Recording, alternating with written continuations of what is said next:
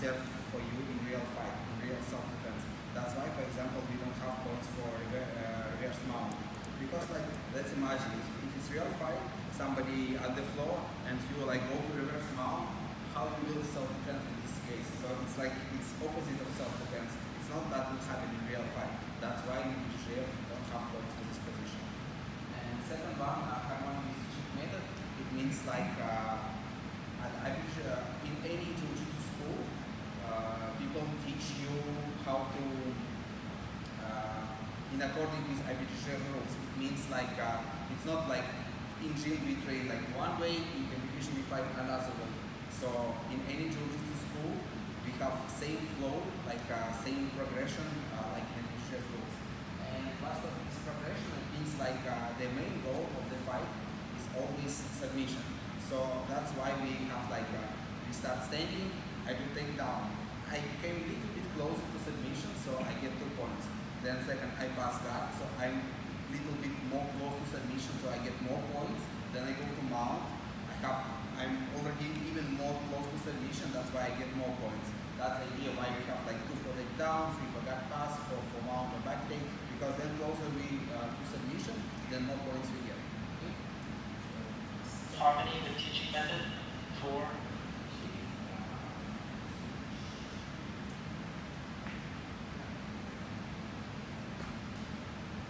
have any question about this part? ผมมีคำถามนะครับแต่ถ้าเกิดให้แปลจากที่เป็นไทยนี่น่าจะนาน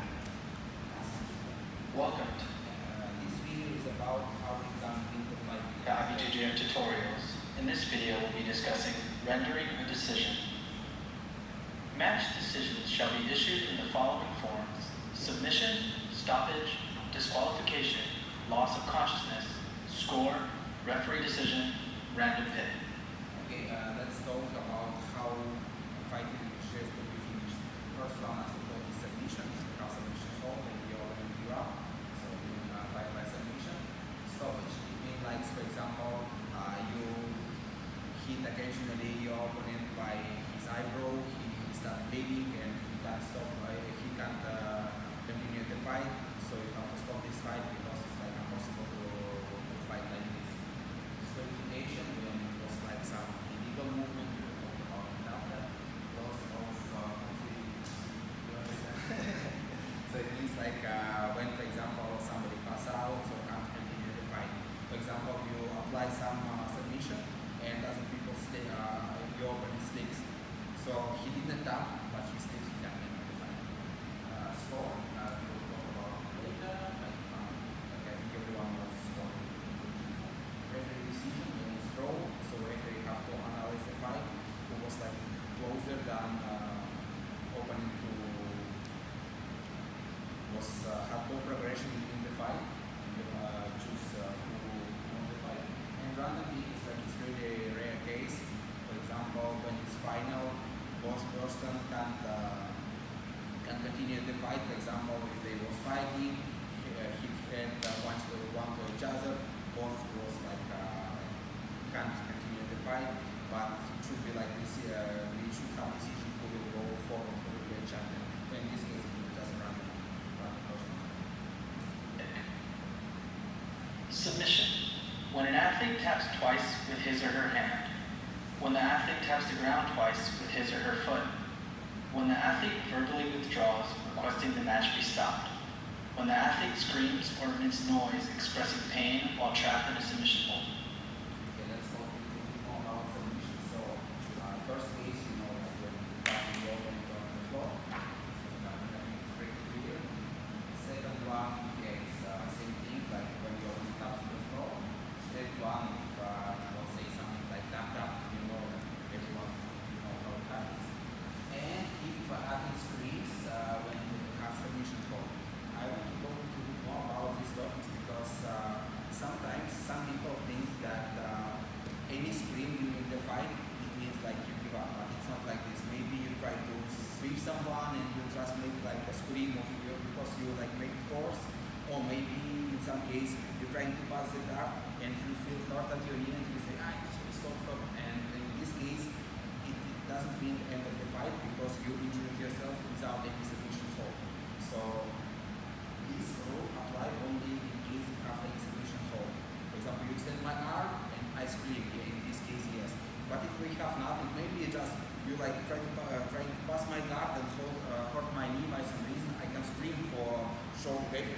I'm injured, that I need doctor.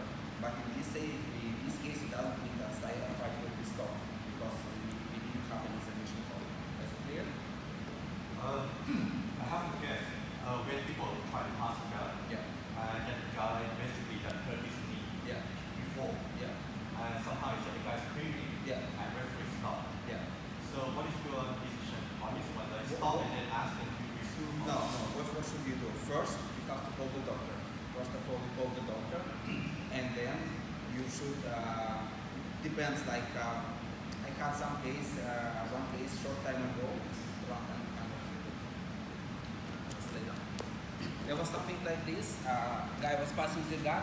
He passed as he screamed here, and like he stopped here, and this guy screaming. So I stopped the fight. I called the doctor, but he already stabilized this position. So he said, "Yeah, I hurt my knee. Doctor helped him, and then they restarted this position because he already got that position." Yeah. Alright. So basically, when the guy screams, you Yeah. see the position, and then you move, then It's kind of trick because like look, if you will stop fight immediately, like he just passed and other guy scream and you stop fight immediately, it means like he didn't stabilize this position. So somebody tricky can use it like you try to pass my guard, I will scream, I know that fight will stop, but then we start standing. So we have to avoid this kind of situation. So if you see that nothing happens, you just wait 1 or 2 seconds more for stabilized position, then you call the doctor, everything, but position already was stabilized, and then you give 3 points and we start the fight. We can't stop like it just passed 1 second, and I think okay, he stabilized for 1 second, so he have to stabilize for 2 seconds more after we start. It doesn't exist in Jiu-Jitsu. So or it's stabilized, or in case if it wasn't stabilized, you have to restart fight standing because it was like a stable position. The best is that you can do just wait a little bit, be sure that position is stabilized, and then you restart the fight. Another thing that I saw from our talk basically when the guy passed and the guy screamed and the top guy of the get scared like they get Yeah. So what are you going to do? Yeah, Ask them to continue. This is more complex, but as I told, if you know that the position is not stable, it's better to wait a little bit. But if other guy just stop and like I don't want to touch him, I'm afraid. In this case, like it's nothing to do after, because it's same thing. Like I try to do submission and my opponent didn't tap, but I think maybe I will injure my opponent and I let it go without referee cover. It's your fault because like you. What if there is no script but the rim is broken? Then the guy keeps pushing forward. Oh, it's no problem. Like it happened in Jacare's, Roger Grace. Yeah, you keep going. Like because if you didn't give up, it's your hard. If you want to leave this broken arm, you try it. Just keep going. Yeah. But one exception is children fight. For children fight, we don't talk about child fight too much. But just to remind that for children, all the time stop when have submission home. If you see that arm is extended, you stop the fight, and that is all the time think about safety first. Don't think maybe he will escape or their parents screaming, no, he will escape, don't stop the fight. No, if you think that child can injure himself, you have to stop the fight. So, but this principle safety first not working is about. Right? No, it's not safety first. It means like it depends on you. If you don't care about your arm, okay? Yeah, it's up to you. It's not like public regulation for safety. Just your. No, it's just up to you. Because we don't know the limit. Like maybe you know some guys like I don't know like Paulo Miao, they never tap at their like strike foot or something like this. You extend it. How do you know? Like maybe some guy will scream very fast, will tap very fast, and other guy never scream. So you can't like the rule should be same for everyone. But what if we take a strict case like darkness and if the goal is No, if your bone is out, like you're obvious that you have to stop the fight, but it's another topic that same like when somebody like passes it out, yeah, because like he can't continue fight like this. How he will fight if his bone is out. So Let me translate this one. yes. ไอ้เคสที่เมื่อกี้มันเคยเกิดตอนในแข่งขันอะคือมันมีคนหนึงที่เขาเจ็บขาอยู่อะแล้วตอนที่เขาพาสการแล้วเขาร้องแบบอ้าขึ้นมาเนี่ยจริงๆตามหลักแล้วที่เขาพูดก็คือมันไม่ใช่ submission นะ submission submission มันจะต่อเมื่อที่แบบเราทำแบบเข้าท่าคิมูระหรือทำอะไรหรือทำท่า submission อยู่แล้วเขาเยลคนนั้นก็คือเราถือว่าเป็น forward tap แต่ถ้าเกิด pass อยู่แล้วเขาเยลเนี่ยเราไม่ต้องทำอะไรเราดูจังหวะว่าเขาผ่านแล้วเขา stabilize บางทีเขาแบบผ่านข้างๆพอผ่านข้างหน้าปุ๊บแล้วเราเข้าไปอยู่เขาเรียกด็อกเตอร์มาว่าไอ้คนนี้โอเคหรือเปล่าเล่นต่อได้ไหมถ้าเกิดเล่นต่อได้ก็เล่นต่ออะไรอย่างเงี้ยแล้วหลังจากนั้นก็คือให้แบบรีสู position เดิมคราวนี้ถ้าเกิดสมมติเขาบอกว่าในกรณีที่เรา pass ปุ๊บเนี่ยแล้วอยู่ดีเขายืนขึ้นมาโดยที่แบบคือไอ้คน pass กลัวมันว่าอีกคนนึงแบบตะโกนเนาะคือตอนนี้ก็คือมันก็เป็นความผิดของไอ้คนที่แบบดี pass ที่อยู่เองก็คือก็ทำอะไรไม่ได้ก็คือก็ stop แล้วก็เหมือนแบบจริงๆก็คือคือจริงๆมันอาจจะต้องให้แบบมัน stabilize ไปกว่านี้คือความจริงมันคนหยุดมันผิดเองคือมันต้องให้แมทมันรันเองแต่ถ้าเกิดสมมติอยู่ดีเขาแบบตั้งถึงแล้วเขาหยุดเองเนี่ยก็ช่วยไม่ได้คืออาจจะไม่ต้องเป็นเทคด้วยซ้ำก็คือไปเรียกให้แบบด็อกเตอร์มาดูดีโอที่มันเป็นใช่แต่เมื่อกี้เขามียกเคสว่าถ้าเป็นแบบผู้ใหญ่เกิดแบบ submission เนี่ยแล้วเกิดแบบเขาไม่รู้ว่าแท็กไม่อะไรแล้วเกิดแบบแขนหักเนี่ยก็เป็นความผิดของไอ้คนที่ไม่แท็กนะคือไม่เกี่ยวคือ referee ก็ไม่ได้ไปสต็อปนะก็คือเพราะมันมีเคสในอดีตที่แบบจากการเรที่แบบแขนหักแล้วสู้ไปเรื่อยๆมันชนะอะไรเงี้ยมันก็แบบไม่ทักแล้วก็อันนี้เป็นเรื่องของเขาแต่ถ้าเกิดเคสเป็นเด็กอันนี้รู้อยู่แล้วเนาะคือแบบพอไฮเปอร์เอ็กซ์เทนก็ไปสต็อปโอเค Stoppage. When one of the athletes alleges to be suffering from cramps. So first topic, also many athletes don't know about it, but if you say that you have cramps, and referee will call the doctor, but mean that the fight ends. Why? Because cramps is actually something that bothers you, but you can't keep fighting. You just like kind of give up. You say, it's like it hurts so much, I don't want to fight anymore. It means like this. So like just kind of advice for athlete, if you feel cramps, you can say like I hurt my knee, and while doctor comes, you will feel like your cramp will pass, so you can continue. But if you will say that you have cramps, that's it. โอเค อันนี้เป็นกรณีที่แบบ referee บอกว่าให้หยุดเนาะก็คือหมายความว่านักกีฬามันแบบเป็นตะคริวก็คือให้ก็คือ stop เลย Is it considered DQ or just stop?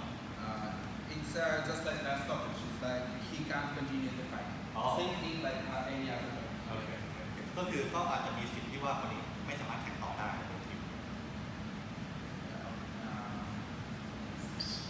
When the referee perceives that a hold in place may expose the athlete to serious physical injury. When the doctor deems one of the athletes to be unable to continue a match due to injury rendered by the opponent using a legal hold. So this topic is we always, when we go to the doctor, we have to ask doctor first if the athlete can continue the fight. Maybe he, as he said, like maybe he has really serious injury and it will be getting worse.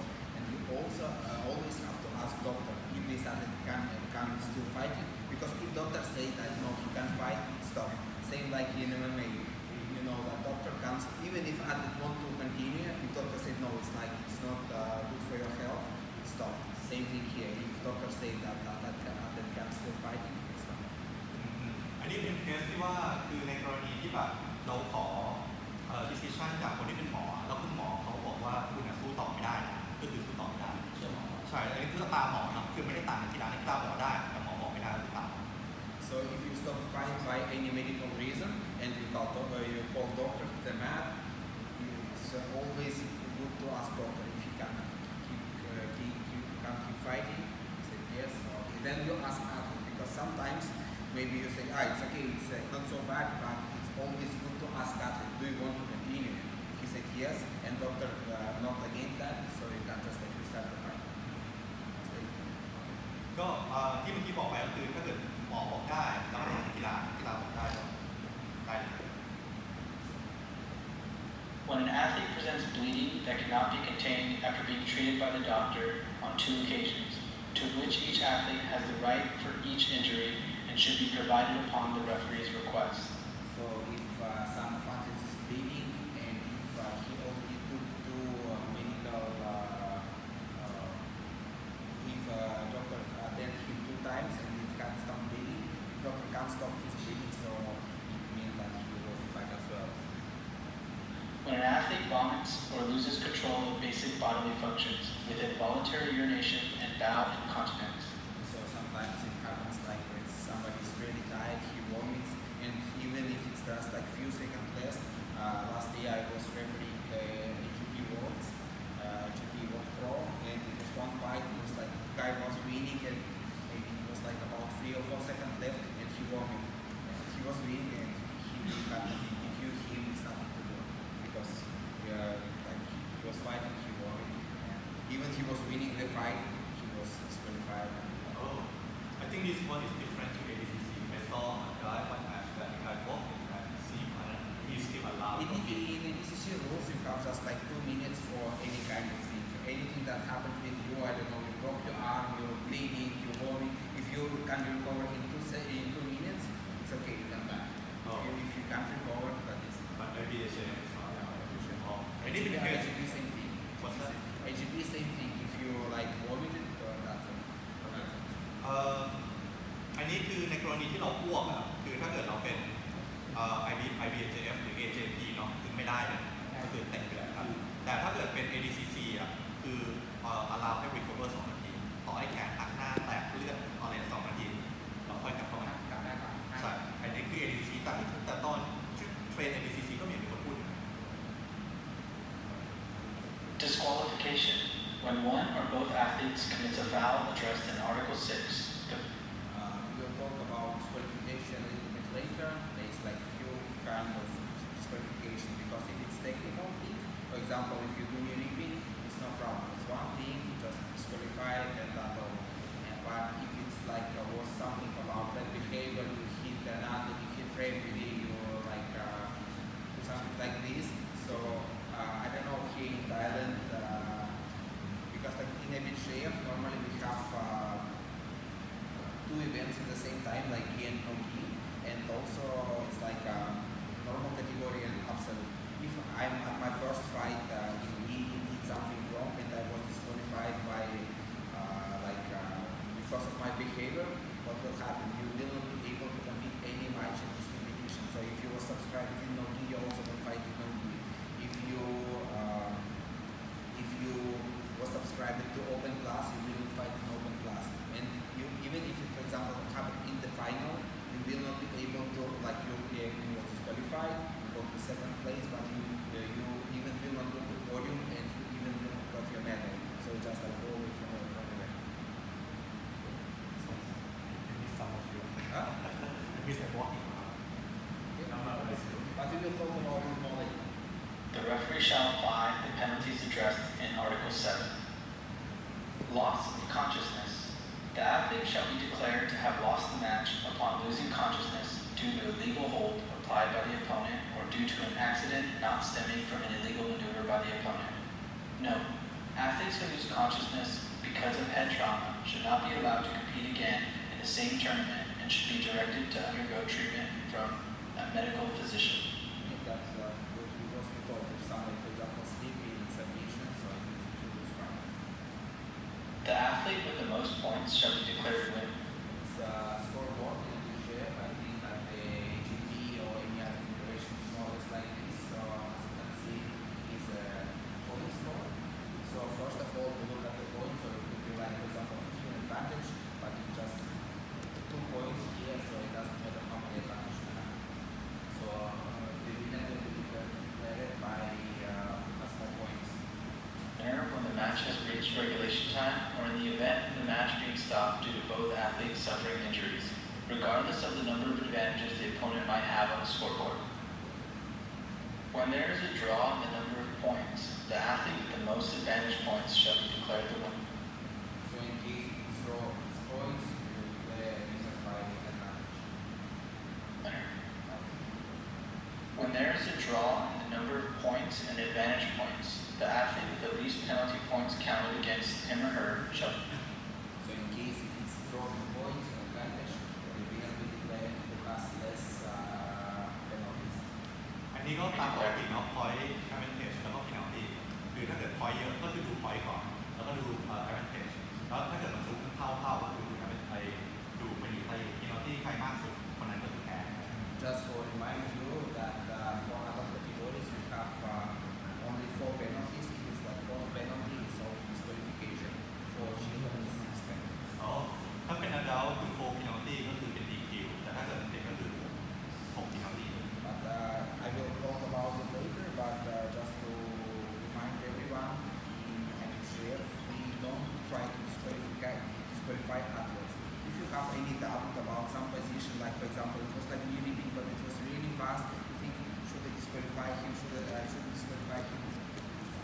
like not disqualified. If you have doubts, for disqualify you have to be like 100% sure.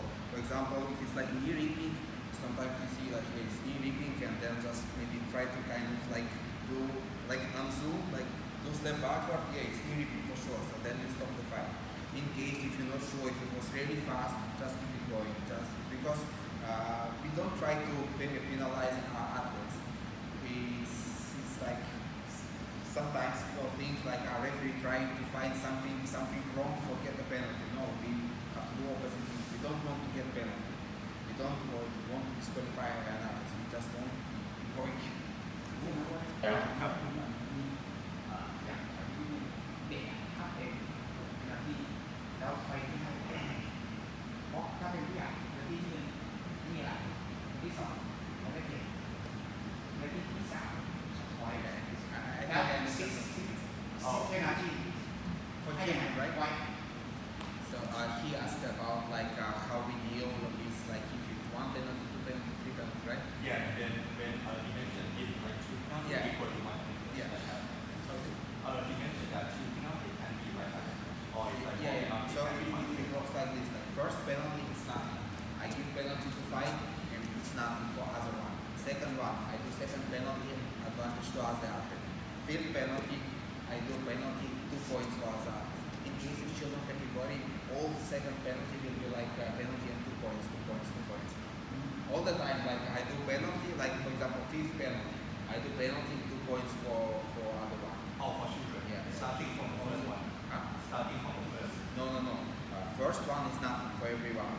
Second one is advantage. Third one is 2 points and 2 points item disqualification. อันนี้เหมือนกันครับก็คือเป็นตอนแรกไม่มีอะไร average ถ้าเป็น children ก็คือ2จนถึงอันสุดท้ายก็คือ EQ อ๋อก็ให้เป็นสองเลยไปเรื่อยๆ ใช่จนถึงใช่จนถึง EQ แต่ถ้าเกิดเป็นอันดาวก็คือเป็นไม่มีอะไร average 2แล้วอันที่4เป็น EQ Just one thing, not about this topic, but we will talk about it later also.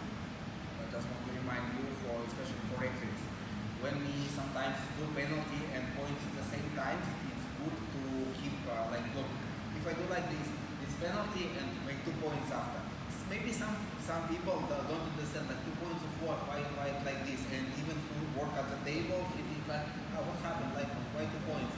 So it's good if you do, for example, penalty, advantage, and you stay like this, and you look at the screen. If they mark penalty, they mark advantage. If you do 2 points like penalty and 2 points, and you stay like this for showing for these 2 points because of penalty. The winner.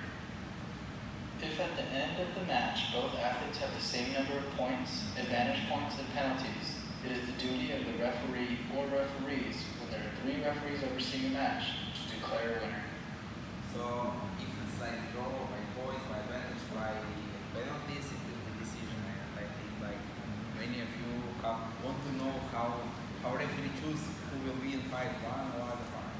So let's start from the beginning.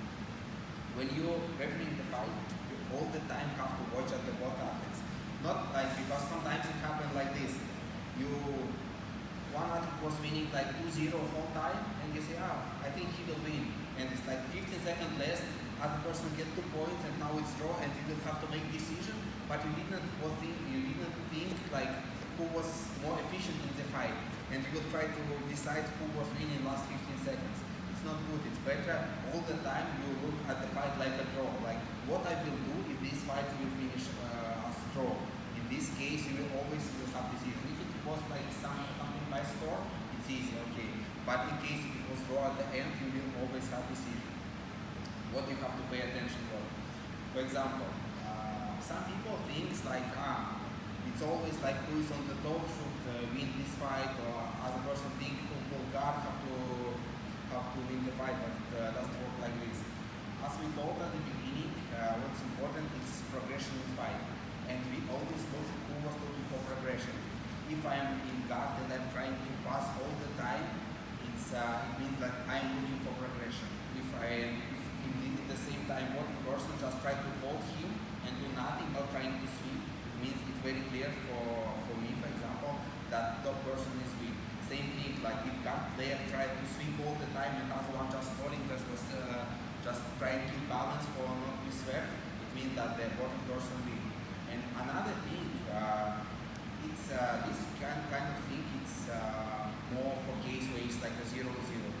but if there is some points, you also have to think how these points was scored.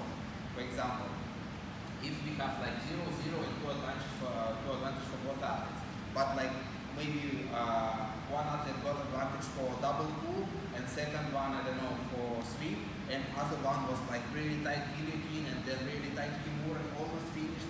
In this case, yeah, some people think advantage is advantage, but you also have to think how this advantage was scored. Because sometimes maybe somebody wants to point just because other one got 3 penalties and other one gets sweep or something like this. So you have to remember how this point was scored and also take it for your decision. Okay, very long one. คือสิ่งที่แม็กเขาแชร์ก็คือถ้าเกิดแบบในกรณีถ้าเกิดมันเกิดดรอขึ้นมาเนี่ยครับจริงๆเราอาจจะต้องแบบมี mindset ที่ว่าถ้าเกิดแมตช์เนี่ยมันเสมอแล้วคุณจะต้องให้ decision ยังไงคือเราไม่ได้รอจนแบบไปเรื่อยๆแล้วเกิดเสมอคือเราจะต้องแบบมีเผื่อไว้ถ้าเกิดมันเสมอขึ้นมามันยังไงคราวนี้คือเราต้องคิดในแง่ว่าใครโปรเกรสได้ดีกว่าเราจะไม่ได้คิดเหมือนกับlast 30 ปีสุดท้ายเกิดใครเป็นแอคทีฟมากกว่าคนนั้นชนะหรือเรามี mindset ว่าคนที่อยู่ข้างบนมากกว่าชนะเราจะดูโปรเกรสของท่าเช่นถ้าเกิดคนที่อยู่ข้างบนคือคลาสเขาพยายามแอคทีฟในการคลาสตลอดเวลาอะไรอย่างเงี้ยครับหรืออีกกรณีในคนที่อยู่ข้างล่างเนี่ยคือเขาเล่นท่าแต่เขาพยายามสวีปทำท่าอะไรอย่างเงี้ยมันก็จะเป็นเหตุการณ์ที่แบบเราใช้สำหรับการพิจารณาได้นะครับคราวนี้เราก็ต้องนั่งคิดด้วยในกรณีที่แบบบางครั้งเกิดมันสูงขึ้นมาเนาะหรือแบบไอการสกอร์ริ่งเนี่ยเราอาจจะต้องดูว่าวิธีในการสกอร์เขาสกอร์ยังไงหรือเกิดมีใครมันมีแบบมีโปรเกรสหรือมันมีความแอคทีฟในการทำกระบวนการที่มันมากกว่านะครับในตรงนั้นก็คือเอาไว้ใช้สำหรับในการพิจารณาให้คนนั้นชนะเพราะว่ามันจะแตกต่างกับของไอ้สมมติ AFG เราบอกว่าต่อ2 นาทีแล้วก็ใครแบบ first score win แล้วก็ค่อยแบบ decision ไอ้นั้นก็จะเห็นชัดแต่ถ้าเกิดไอ้นี่คือถ้าเกิดสมมติว่ามัน draw เสร็จแล้วมันจะเป็น referee decision So just for remember one more time, the main thing for referee all the time try to you look at the fight and all the time try to decide like who is winning now, because as I told sometimes referee just was thinking this guy will win, but in like last 30 seconds it's draw and you think like but who is winning now? Like you can't judge the fight by decision only for last 30 seconds. You should like judge the whole fight. So at the beginning you think like this guy is more active now. And if something happened now I think like this guy is more active. So all the time if you have to make your decision, you need to have an answer who is winning right now. Independent if it's like somebody winning by points or something like this, you all have to have your decision. Do you have any question about this part?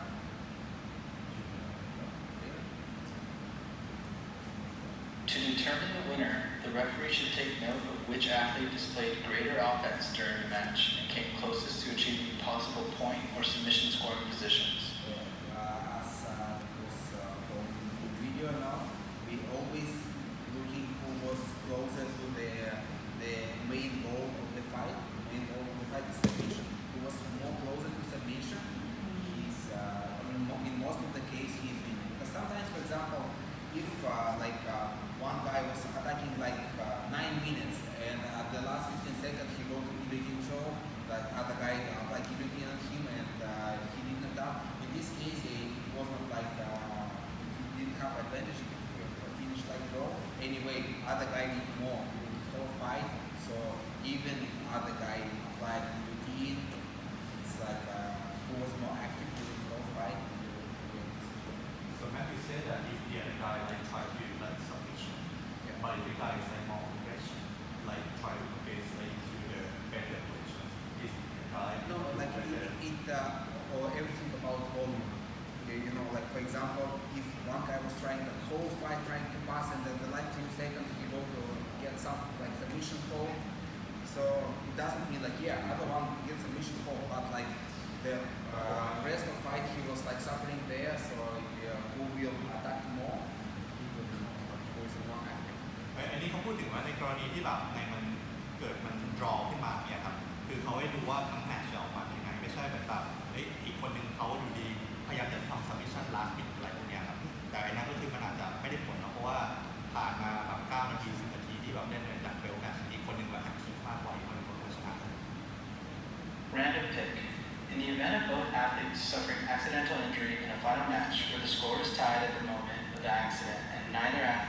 continue in the contest.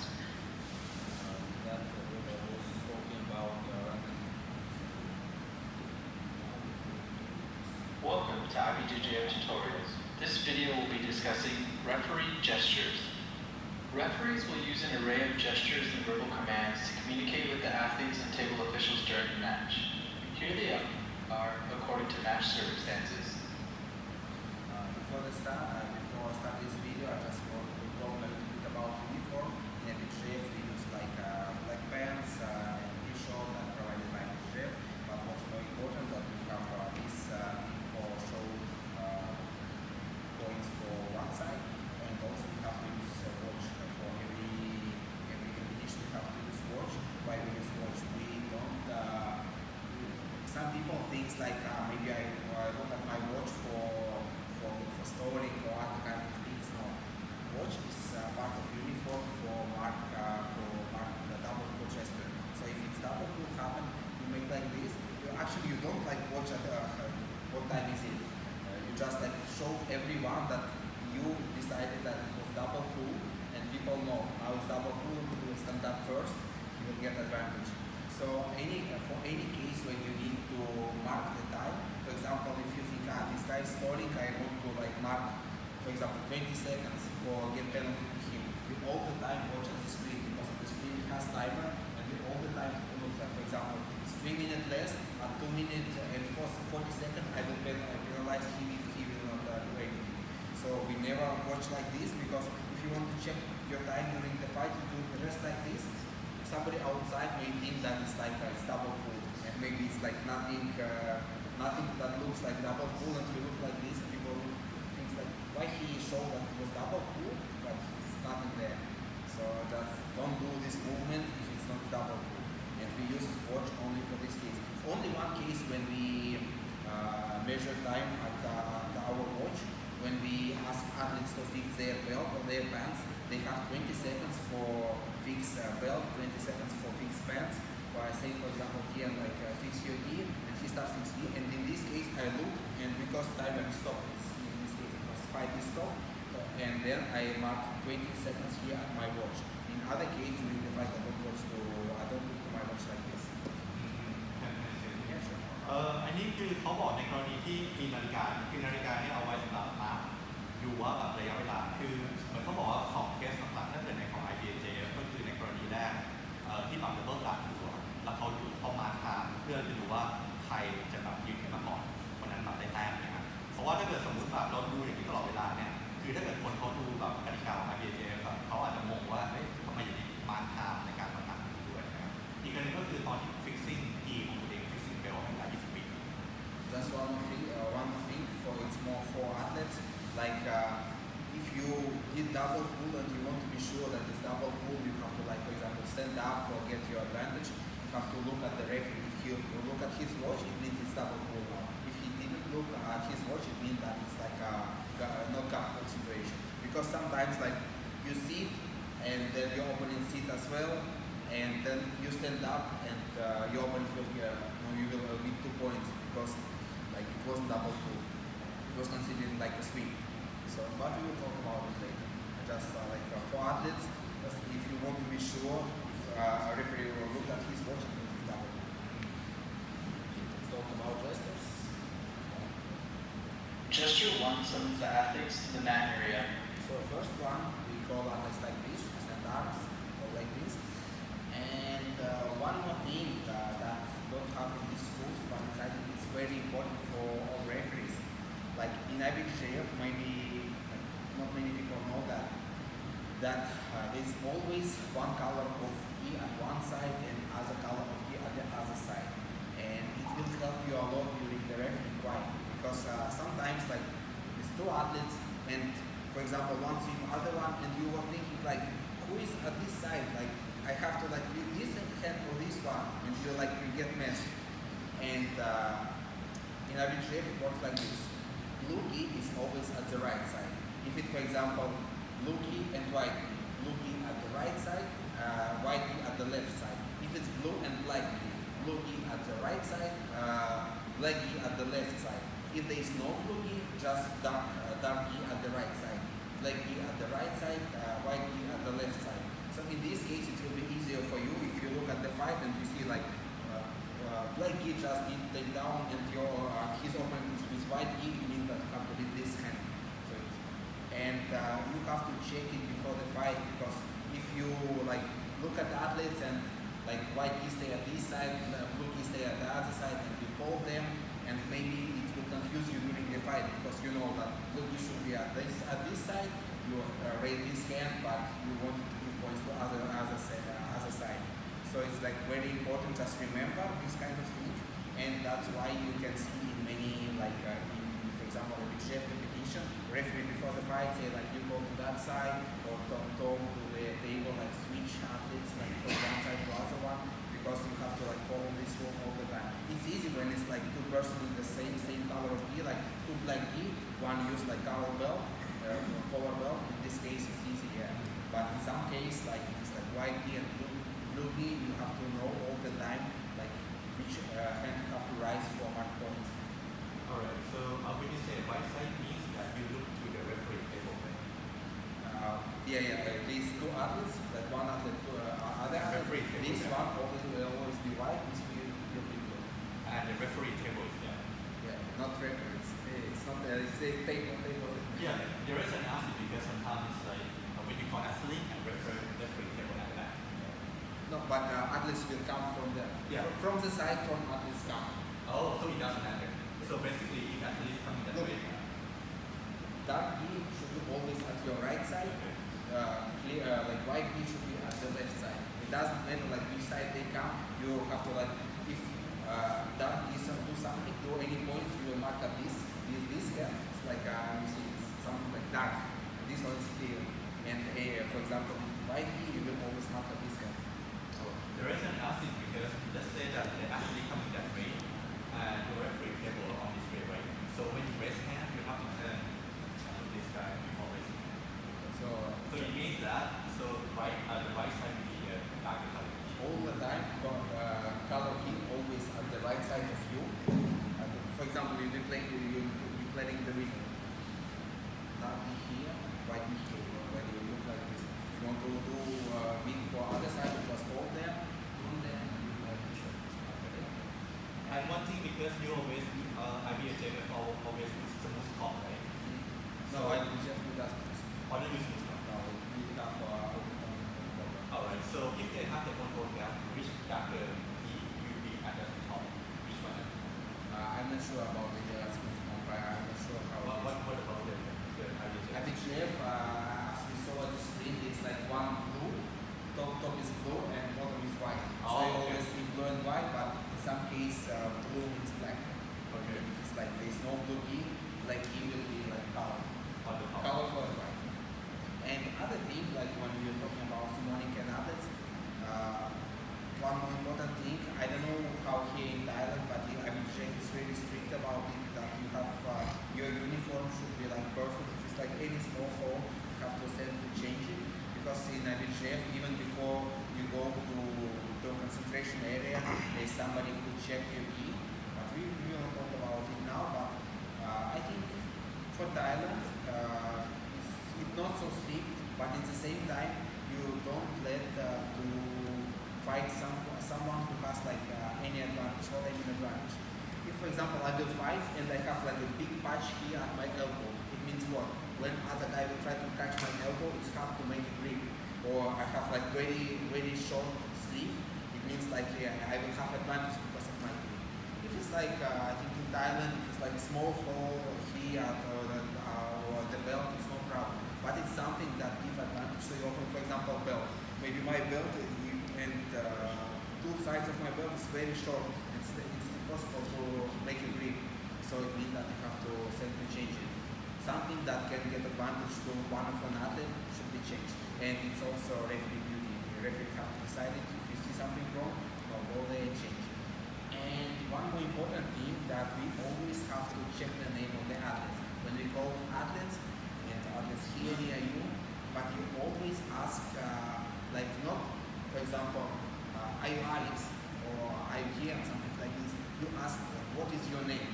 Why? Because some athletes is kind of nervous, and you say like, I'm here, and he's like very nervous, even though he's yeah, and then just start, and maybe like it was like wrong side.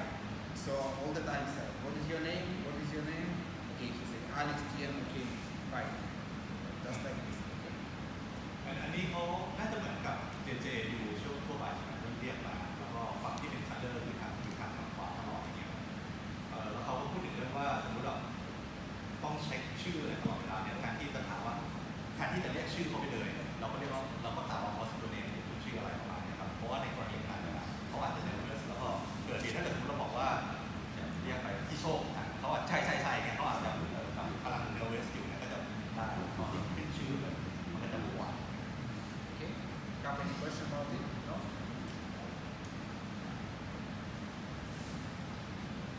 Gesture 2 signals the start of the match.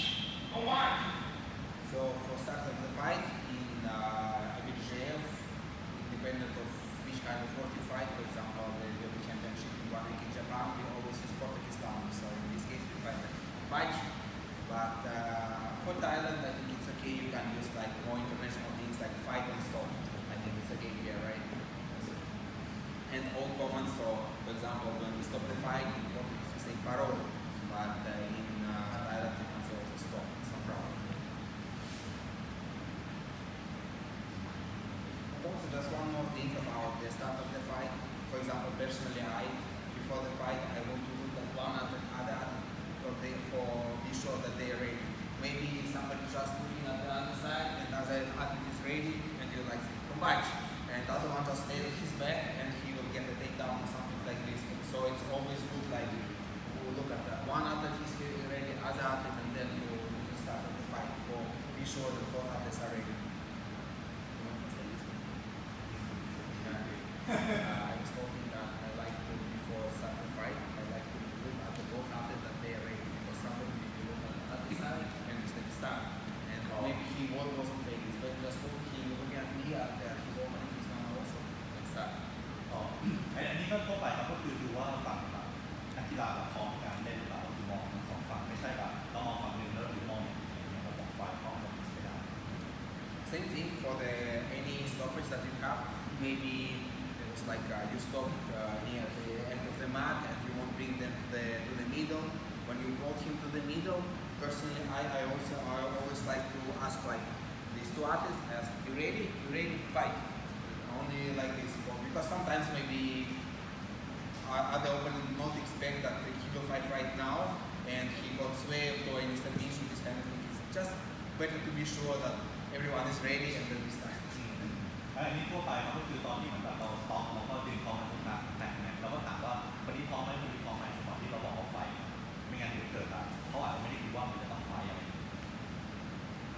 Gesture 3 interruption of the fight, stopwatch, and timeout. As I told, in Portuguese we say like we open our hands, say paro, but in Thailand we can just say stop. That's when it's end of the fight or they go out of the mat. Any stoppage you will say paro, extend your arms.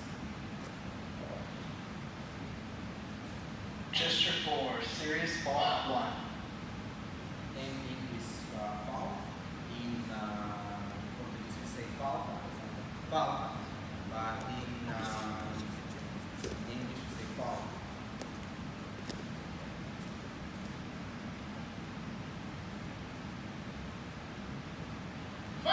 Gesture 4 serious fault 2 when it is not possible for the referee to clearly point at the athlete to be punished. In case if you see that athlete don't look at you, for example like this, he's in top side control, he can see that you show at him, maybe he think that you get penalty to other one. In this case you have to touch athlete, touch like this, foul. In this case you have to touch athlete, so he be sure that he was penalty. Gesture 5 stalling 1 penalty for lack of combativeness. I'm not sure about which word we use in Thailand, because in Portuguese we have some things like specific word. We use something like fight, we use word luch, but I think in Thailand you can also use like same word like for any penalty as foul. So he know that he will get just a penalty.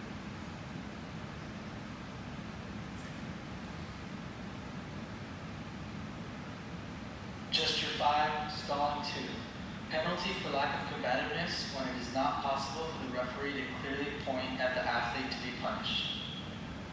Technique, we just touch one another.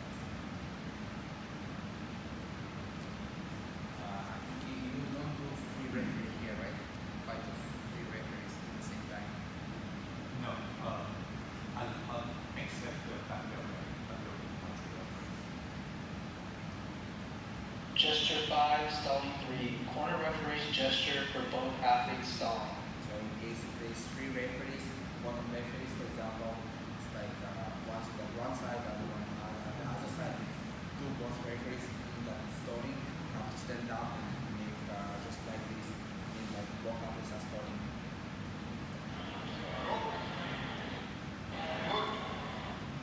And then same.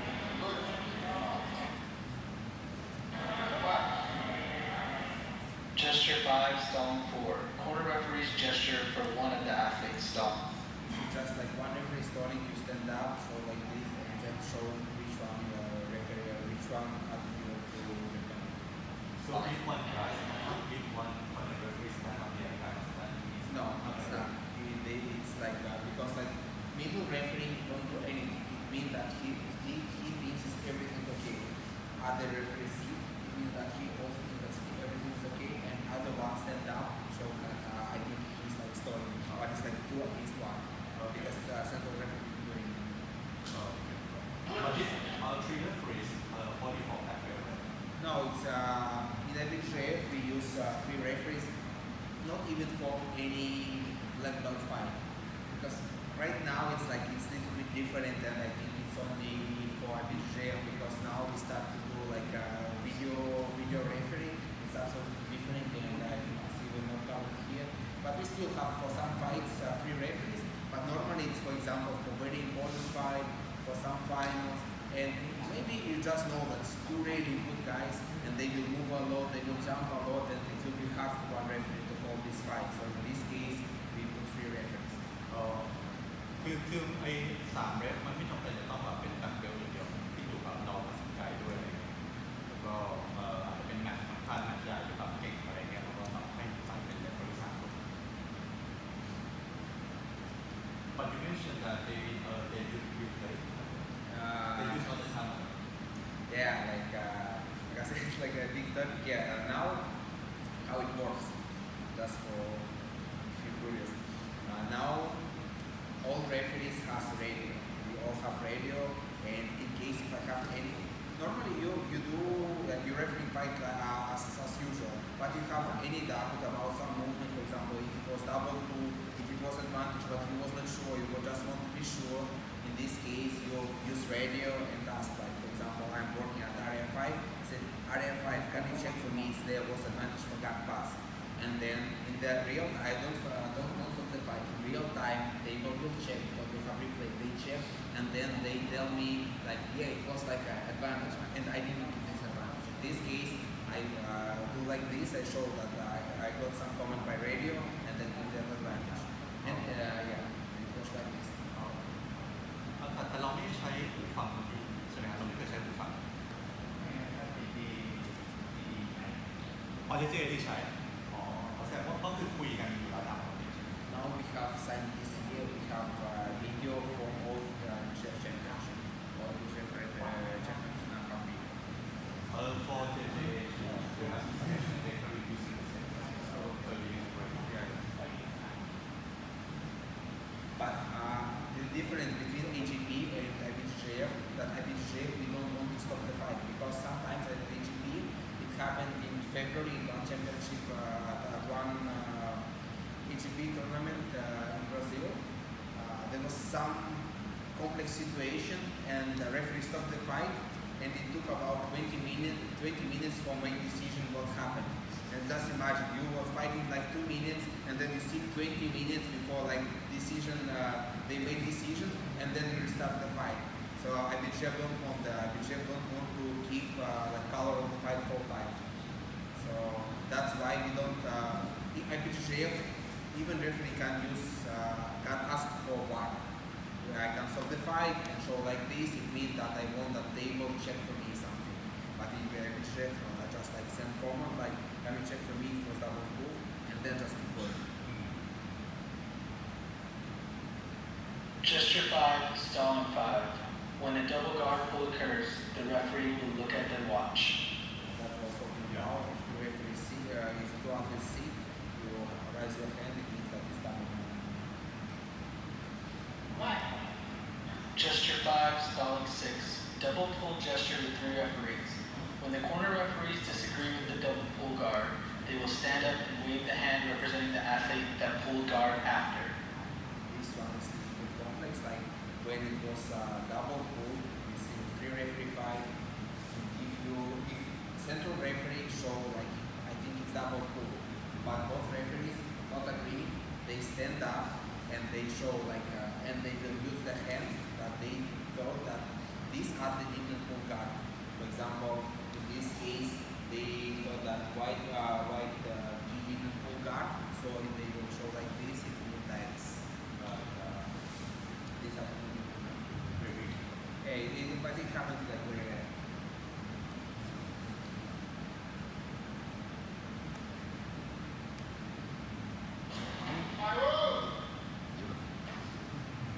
This case is that Gesture 6, disqualification.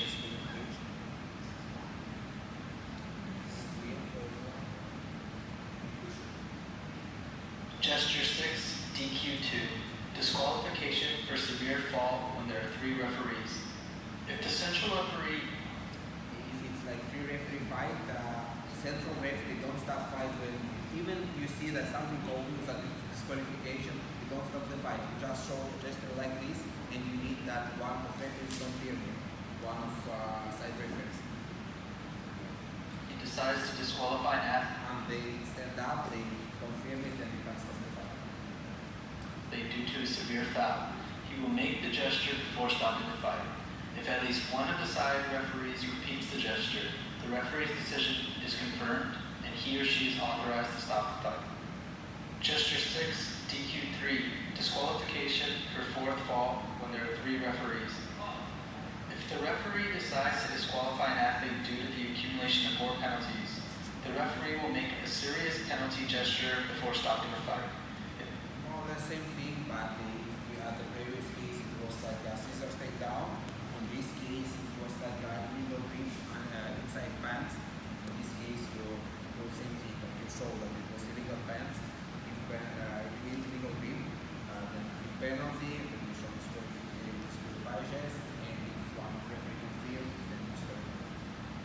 I do not want to reference. Do you want reference? Like if like sexually like to get messages like that, do you want this on a one?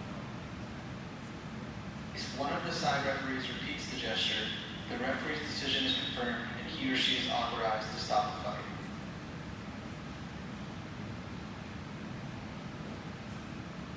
Gesture 7, advantage. So it's easy one, advantage.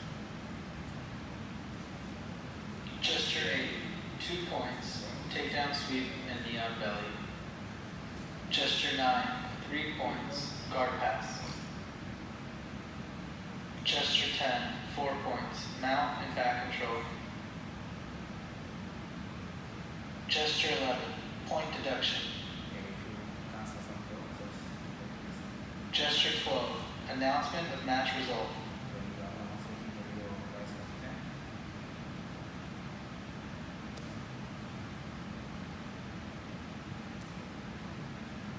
Gesture 12, announcement of match result with 3 referees. In the event of a match ending in a draw, the referee should maintain their position to determine the result of the match by raising the arm representing which of the 2 athletes they consider to have. So when it's a free referee fight, what you do, fight ends, you send the athletes to fix their knee, one on the one side, other one on the other side, move 2 steps back, then show for both referees to stand up, and when they stand up, you do 1 step by your right leg, and then right hand at the same time. Why we do it? For other referee know the moment when they have to raise their arm. So I do like this, for example, and look at the other referee, which hand they raise. If it's like 2 or 3 against 0, at the same color, or then you declare the อันนี้คือในกรณีที่เหมือนกับเรฟต้อง decision พร้อมกันเขาบอกว่าให้สเต็ปถอยหลังแล้วก็ให้คนที่เป็นไอ้ corner referee ครับลุกขึ้นแล้วก็ยกมือแล้วตอนที่ในยกก็คือเหมือนกับให้สเต็ปทางยกมือพร้อมกันแล้วดูว่าใครได้2ใน3นะครับ have won the bout. Gesture 13. Direct athlete to readjust gi. This means like fix gi. It's independent if you want to do it like at any stoppage of the fight or at the end of the fight, so like this. And one more thing about this gesture and about the end of the fight, like in IBJJF, we always want that for the moment of declaring the winner, athlete be like in right uniform. So it couldn't be like it's like open gi or his belt or his neck. It should be like fixed gi and his belt was have to be tied. And if it's two belts have to be tied. Not like one belt here, other belt here at his neck or in his hand. So like the same way how they come to the fight, they're the same way they have to go out to the fight. Gesture 14. Instruct athlete to remain within match area. It's just when you see that somebody is fleeing or they're like trying to avoid the fight, so like this, it's like working. What was there?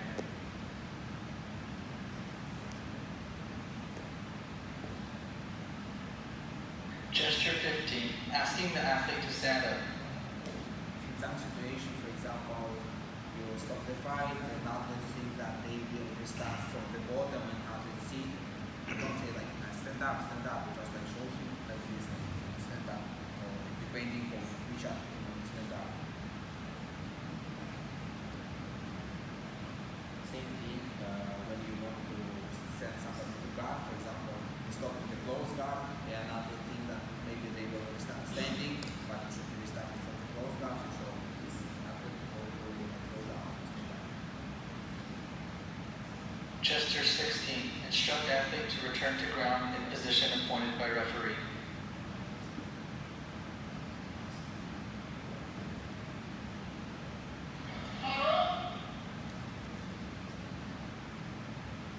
Gesture 17. When an athlete grabs the opponent's sleeves or pant legs with one or more fingers placed inside the garment. I think everyone knows that we can grab the inside, your pants inside. In this case, for the penalty, you also show like this.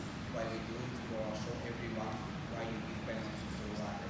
Like maybe it was like very fast and only you saw it, and maybe somebody who's looking from the outside, you give penalty and say, why he got penalty? But if you saw that it was like a grip inside, you show like this, and everyone knows that it's like really big.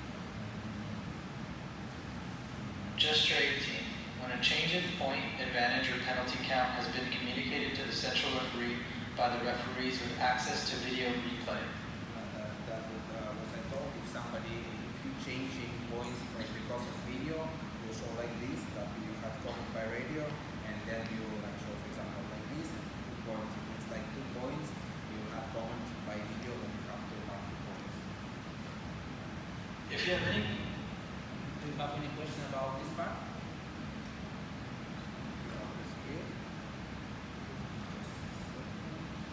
Okay, now we will go to technical part. Welcome to IBJJF tutorials. This video will be focusing on takedowns. The next sequences will show you some of the most common examples of situations where takedown points will or will not be awarded. In order for a takedown to be considered, the movement must start with both feet on the ground, the athlete performing the action. So it's like a classic takedown. You told me that when you start takedown, you have to stay on the ground. When one of the athletes starts the movement and causes the opponent to land on their back, sideways or seated, establishing top position for 3 seconds. Same thing, like if you go to takedown, maybe during the takedown you stay at your knee, for example, with double leg, single leg, but then if you use this takedown, it also works. When an athlete forces their opponent to the ground on all fours or belly down, points will only be awarded once the athlete controls the opponent's back. Placing hooks is not required, but keeping at least one of the opponent's knees on the ground for 3 seconds is.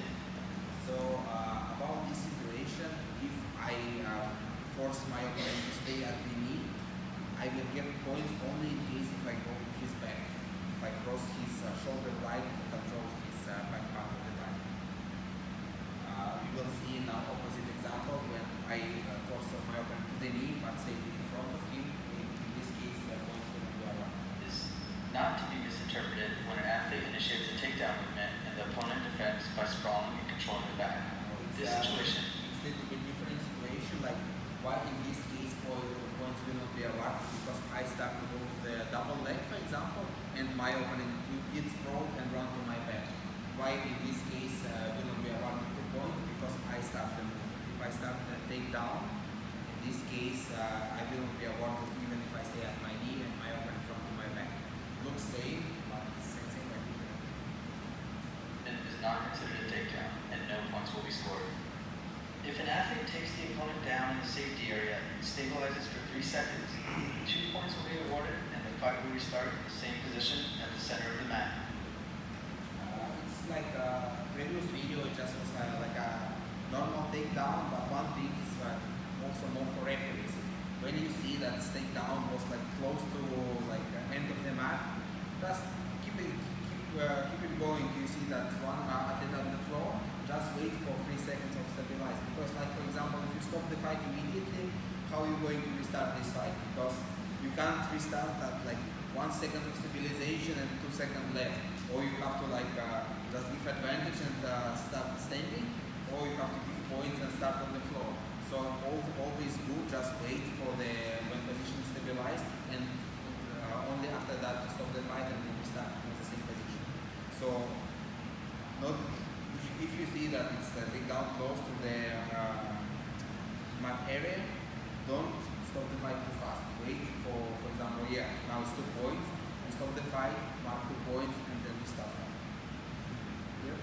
อันนี้ก็เขาบอกว่าคือดูให้มันชัดก่อนไงถึงแม้ว่ามันจะอยู่ใกล้ๆก็ลองให้มันเคลียร์เทคดาวน์อยู่เลยก่อนค่อยแต้มแล้วค่อยมูฟเข้ามาให้แต่ก็ไม่ได้ถึง ADCC ให้เล่น While in any position starting from guard, if the athletes remain on their feet for 3 seconds, the combat shall then be considered standing combat. In order to start the 3-second countdown, one of the athletes must have 2 feet on the ground and the opponent at least 1 foot on the ground, without the knee of the opposite leg touching the mat.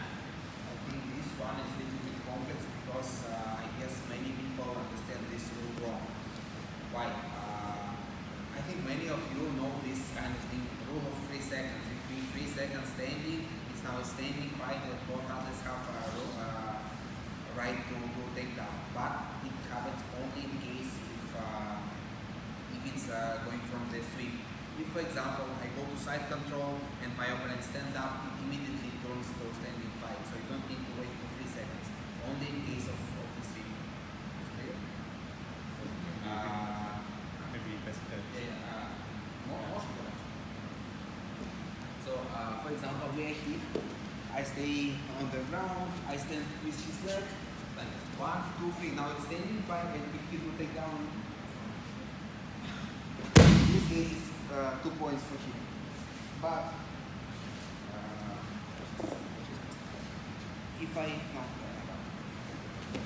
if he, for example, pass my guard and I stand up, it's immediately standing. It's immediately combat standing. We don't need for 3 seconds here. And if he go immediately to my left,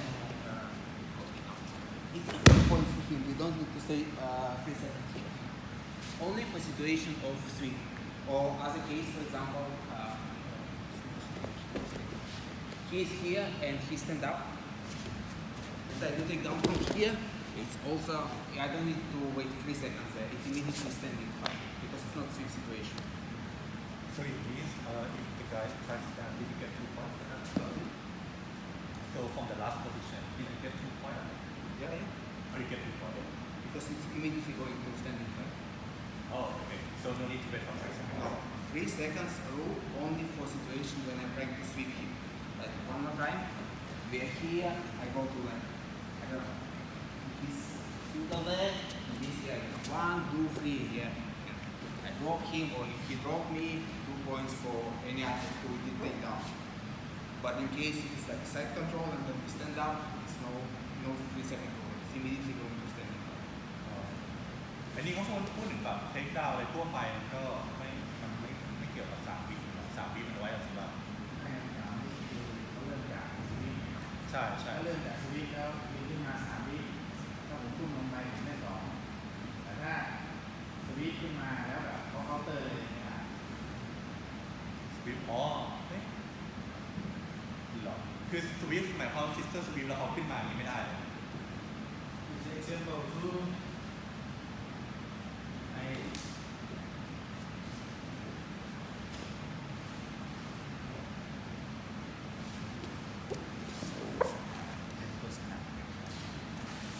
This sweep and push up. It's not no point. Yeah, 3 seconds. 3 Yes. seconds. It is.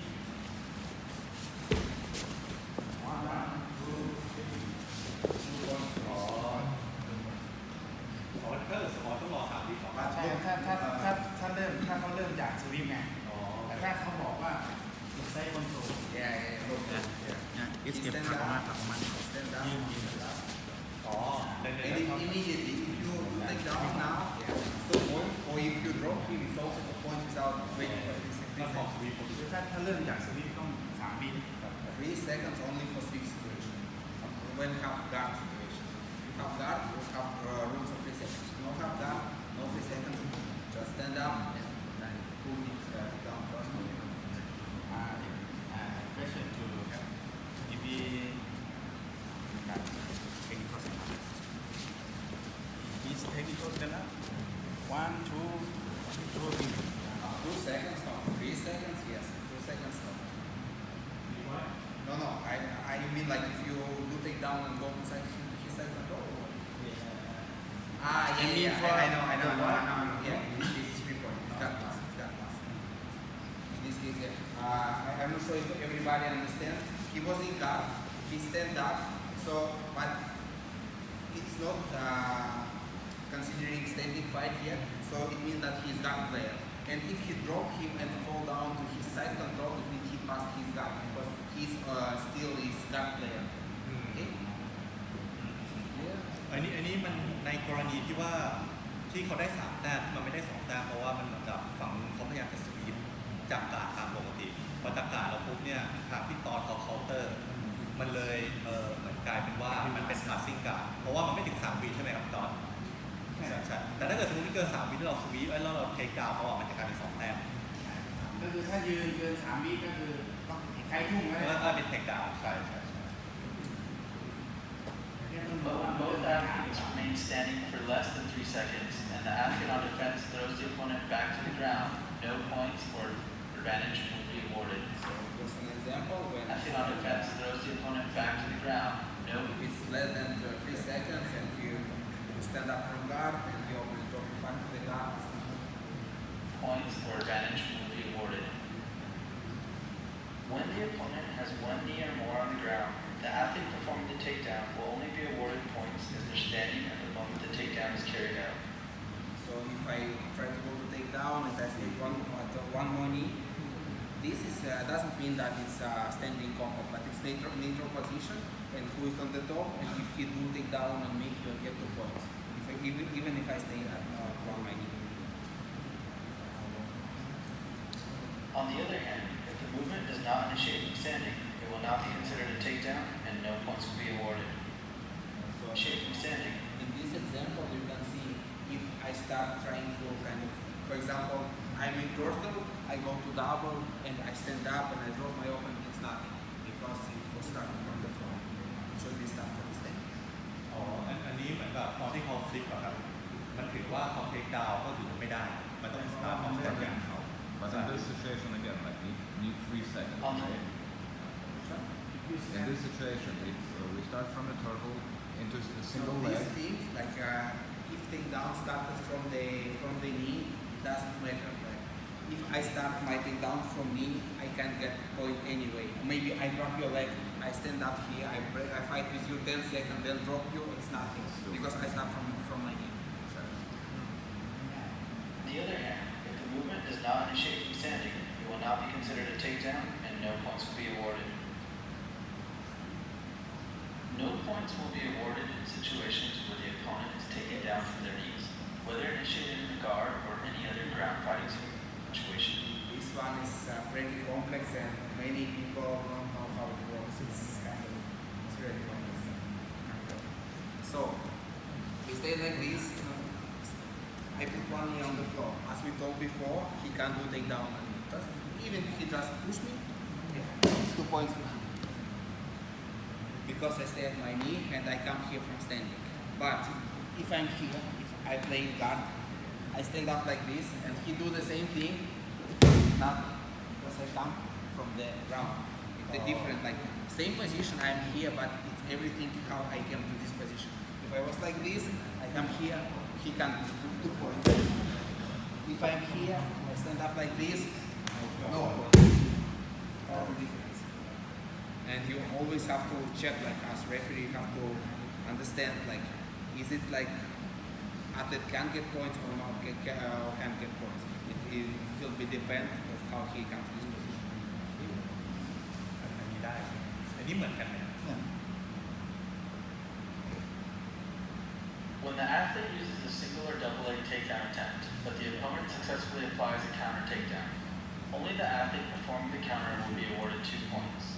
The This one is pretty clear, it's just like that. opponent will not score points or advantage.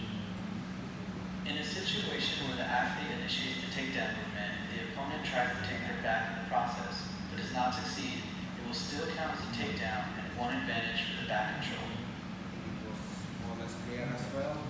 If I don't attack my back, but I drop you to the floor, yeah, you will get 1 advantage because of pull, but I don't get the point because of takedown. Not to be misinterpreted, if the athlete takes the opponent down in order to defend a standing back take, where the opponent has 1 or 2 hooks in and no feet on the ground, they will not be awarded 2 points or advantage for the takedown.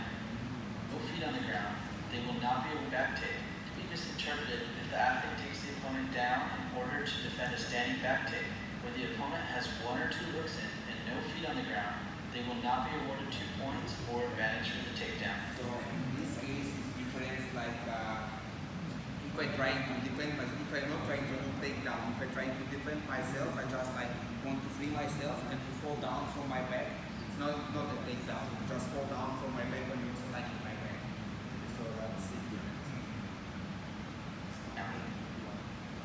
An athlete who initiates a takedown before the opponent initiates the guard pull will be awarded 2 points for the takedown.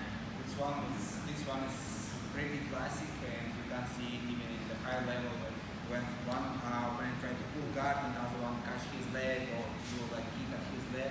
In case if you understand that it was like before guard pull, it's 2 points. If it was like too late, if I almost sit here and he kicked me here, it's nothing because I already almost pulled guard. So it always will be, we will have opposite example now. However, if the athlete initiates a takedown after the opponent initiates a guard He pull, already started guard pull and it was too late for the opponent in this case. they will not be awarded 2 points or advantage. When an athlete has a grip on the opponent's pants and the opponent pulls guard, the athlete will receive 2 points for the takedown if they stabilize the top position on the ground for 3 seconds. This one is also tricky for some people. Not everyone knows that rule. If I have any grip at the pants and you pull guard, you will get 2 points. Because like you controlling the like same thing, like maybe I have like a single leg, or maybe I just like hold punch just like this. Anyway, you have control of the leg. If a person pull guard, you will get 2 points. When an athlete has a grip on the opponent's pants and the opponent jumps guard Same and thing remains for jump suspended in the air, the athlete will have to put the opponent's back on the ground within 3 seconds and stabilize the top position for 3 seconds. But here is a tricky thing when we have a pull guard, we have to jump to the guard. I have to put my opponent on the floor less than 3 seconds for get points for takedown. After 3 seconds, it will be just like you will not get points anymore. Yeah? You will have this example. To be awarded with takedown points. However, when an athlete has a grip on the opponent's pants and the opponent jumps guard and remains suspended for 3 seconds or more, it will be It's not good now because it's only guard. It's only guard. characterize the takedown attempt and no points or advantage will be awarded. Oh now we're going to show you. So it means that when the guy jump down, but more than 3 seconds, no point. The difference is like if you hold my pants, only for case when you hold my pants. I jump to your guard. If you put me to the floor, it means like I was holding your pants and now you're on the floor. It means like I put you to the floor. In this case, I will get 2 points. In other case, if you stay here more than 3 seconds, it means like you're not on the floor. So now you're like an half player, just like here. That my Even you hold the pen and then the guy yeah. jump down. Top player have to put other one on the floor for get points. อันนี้เหมือนกันหรือเปล่าไม่แน่ใจคือมันเหมือนกับสมมติผมกับพี่โชคตรงหน้าขาเนี่ยเลขคนหนึ่งเขากระโดดจับตาแล้วเราปล่อยเขาลงกับพื้นภายใน3 วิ ก็คือคอนโทรลก็ดูแต่แรก แต่อีกกรณีหนึงก็คือเราจับนะแล้วเขาจับตาแต่เราไม่ปล่อยเขาลงกับพื้นมากกว่า3 วิมันจะไม่ได้แต้มออกเหมือนกัน ก็ไม่เอาลงภายใน3 วิ ต้องสั่ง So now we'll talk about some advantage for the How advantages are scored. The referee may only award advantage points once there is no longer a chance for the athlete to reach a point scoring position. When an athlete achieves a takedown and their opponent lands on the ground, but the for takedown, we have to look that for get advantage for takedown, athletes should fall down at the side or the back. If I fall down to my knee, it's nothing. We're here and I drop into the knee and I stand up, it's nothing. Not advantage. If I if he drop me like this and then I stand up from here, it's only advantage because I fall down to my side. position is not stabilized for 3 seconds, an advantage will be awarded. When an athlete applies a takedown or a series of takedowns and the opponent returns to their feet before stabilization, only 1 advantage will be awarded when there is no longer a possibility of completing the takedown. In this case, we had a sequence of takedowns, but only 1 advantage will be awarded, not for every attempt, because it's like still, I'm trying to put you down, I'm trying to defend, it's only 1 episode, it's just one movement. So in this case, only 1 advantage, and we give this advantage when it's like everything is finished. Because maybe I drop my opponent, and if I do advantage too fast, maybe he will drop him again, like in 1 second. So what should I do? I already give advantage, I can do 1 more. So you have to wait when this movement finished, and then give advantage. Any situation where the athlete takes the opponent down to the ground, lands in guard or half guard, immediately gets swept by the opponent, they will be awarded an advantage for the takedown attempt, and the opponent will receive 2 points. In this case, you need to take down, and the other person immediately sweep you. So in this case, will be advantage for takedown and 2 points for sweep. Because this person is already guard player. Once I like fall down on my back and my back, I'm playing guard already, and if I stay at the top, it's a zero. Points for the sweep. Not to be misinterpreted for when the athlete takes the opponent down, landing free from the legs, then the opponent reverses the position without using guard. 1 advantage will be awarded for the takedown attempt, and no points or advantage will be awarded for the reversal. The difference in this situation, because in this case, other guy fall down, not in guard. So same thing, like we don't have points if you are my side control and I drop to the side. Same thing here. If they take down, I fall down, or inside control, and I reverse positions now. Please be advised to these similar situations with different outcomes. When the opponent deliberately flees the match area to prevent the athlete from completing a takedown, 1 penalty will be given to the opponent and 2 points to the athlete. In this case, you will see that 1 athlete ran away of the area, and he got a penalty and 2 points for other person. But we'll talk about it later on. However, no advantage or points will be awarded when an athlete attempting a single leg takedown takes the opponent outside the combat area. So you all the time have to understand what happened. For example, in this case, it was like, I just go to single leg, I try to drop my opponent to the floor, and we go out of the area. In this case, it's not. In case if you go to single leg and I try to run away, in this case, I will get penalty. If the athlete lands the takedown beyond the safety area, no points or advantage will be awarded. In this case, if athletes fall down out of the area, it's not because it will happen at the area. Even if you don't say stop and the guys keep Yeah, putting because off like you have to think like everything that happens outside of the mat is nothing. You can do like whatever you want here, it doesn't count. It's never counted. It's when you're outside. So what matters from the inside and by the eye. But you see lots of guys, lots of athletes, even inside outside the bar, if referee not says how you guys do it. No, like in IBJJF, if you go out, if you go more like the full part of like let's split body into 3 parts, more than half of your body outside, it's like the whole thing out here. Yeah, it's not easy. But if ไม่ the รู้เหมือนกันหรือ athlete เปล่าในเคส enters นี้ the คือ safety area and ends up out of bounds through defending before 3 seconds of stabilization, an advantage will be awarded. อันนี้คือเขาบอกว่าแบบถ้าเป็น IBJJF ถ้าเกิดมันออกไปเลยเนี่ยคือตัวของนักกีฬาคือเขาต้องหยุดเพราะว่ายังไงก็ไม่ได้แต้มโดยที่กรรมการไม่ต้องดูคือเหมือนกันจะเหมือนแบบครั้งนั้นเราก็ต้องบอกให้มันหยุด ได้ก็ต้องสั่งดี ใช่เหมือนเราต้องสั่งดีๆตามความจริง The last question about takedown. Advantage will be awarded. But if the athlete lands in the safety area and ends up out of bounds Try to through run away defending, because he's correct defense. I fall down and try to like do sweep and I go out of the air. In this case, it's only one advantage and we start taking. okay. So that's our last video about takedown. We have any questions about takedowns? So in this case, if like they tripping out and they can estimate or stabilize the position, are you going to give them 2 points to right now? So basically, I take him down and this can be tripping, but finally, I can stabilize the position. Do I get 2 points even outside the box? Because he's on the floor. Like for takedown, you have to just understand, for example, here, I do take down like any kind of takedown. He fall down and maybe he try to fight, but he's on the floor. He's on the floor. 3 seconds here on the floor. I'm on the top. He's on the floor. He can do whatever he wants. But 3 seconds on the floor. That is already 2 points. Oh, even if outside the bar? No. No, I mean it's like it fall inside the bar, but this actually walk. If he's shrimping, like it, everything is depends how he's shrimping. If he's shrimping like correct defense, I'm here and he like to shrink or does the defense itself, it's okay. He out of bounds.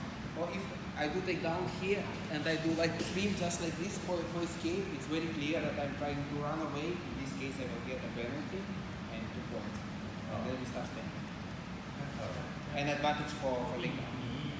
วิ่งออกเลยใช่แต่คือของผมก็คือหมายความว่าผมเทคดาวน์แล้วเขากำลังชิปปิ้งออกแต่มันชิปปิ้งแล้วมันเอาไซด์เดอะบาร์พอดีเนี่ยเราได้2 แต้ม ไม่ได้ก็คือว่าถ้าได้ของแต้มก็คือเราต้องเล่นเซฟโพซิชั่น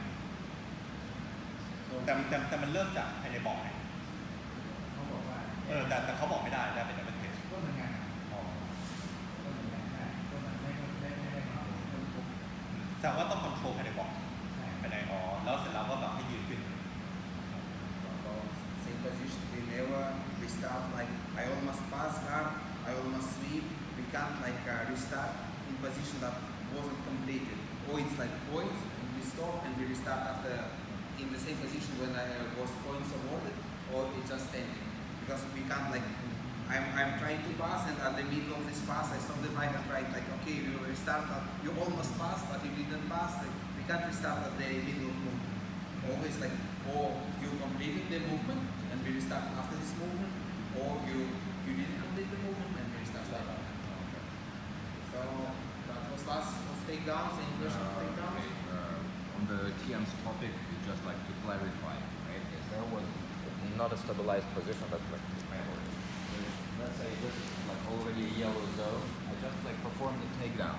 Right? I'm going to control it to first once and then I catch. Stabilize inside control whatever. Inside there. Already.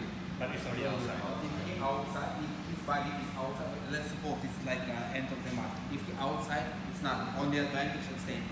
If it's inside, it's 2 points. so you have to stabilize the position Inside the area. inside the area if it's outside Yeah. kick out Now it's clear. actually I asked the same question yeah.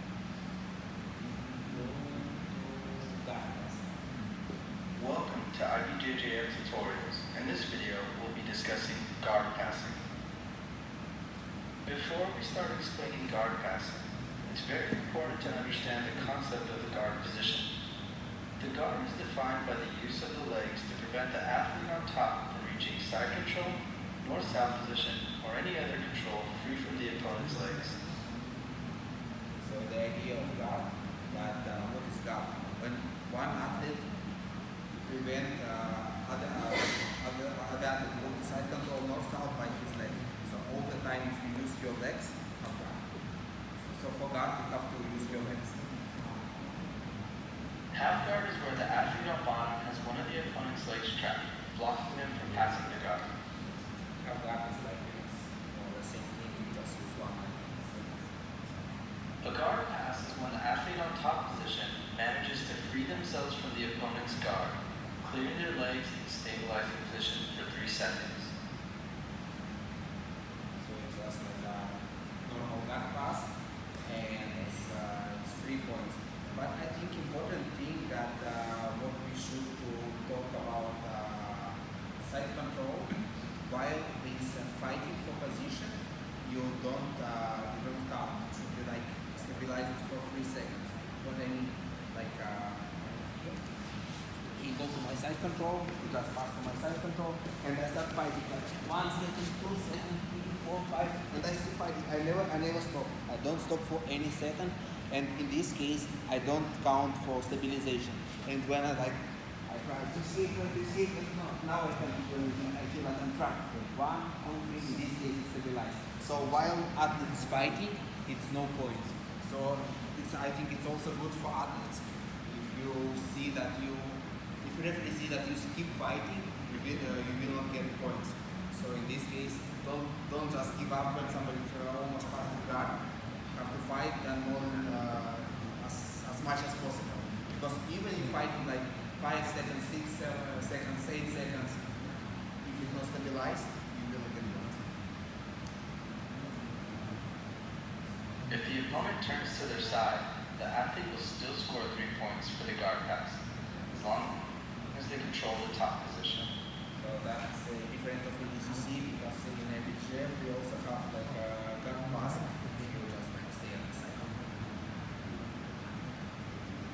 นี่ว่า ADCC ที่คือ ADCC มันต้องหลับ 50% ของหลังติดพื้น DCC you need to have 75% of the back on the floor, and if you just like stay on the side, you also control your zone. Your opponent's legs and gives up top control to attempt an armbar.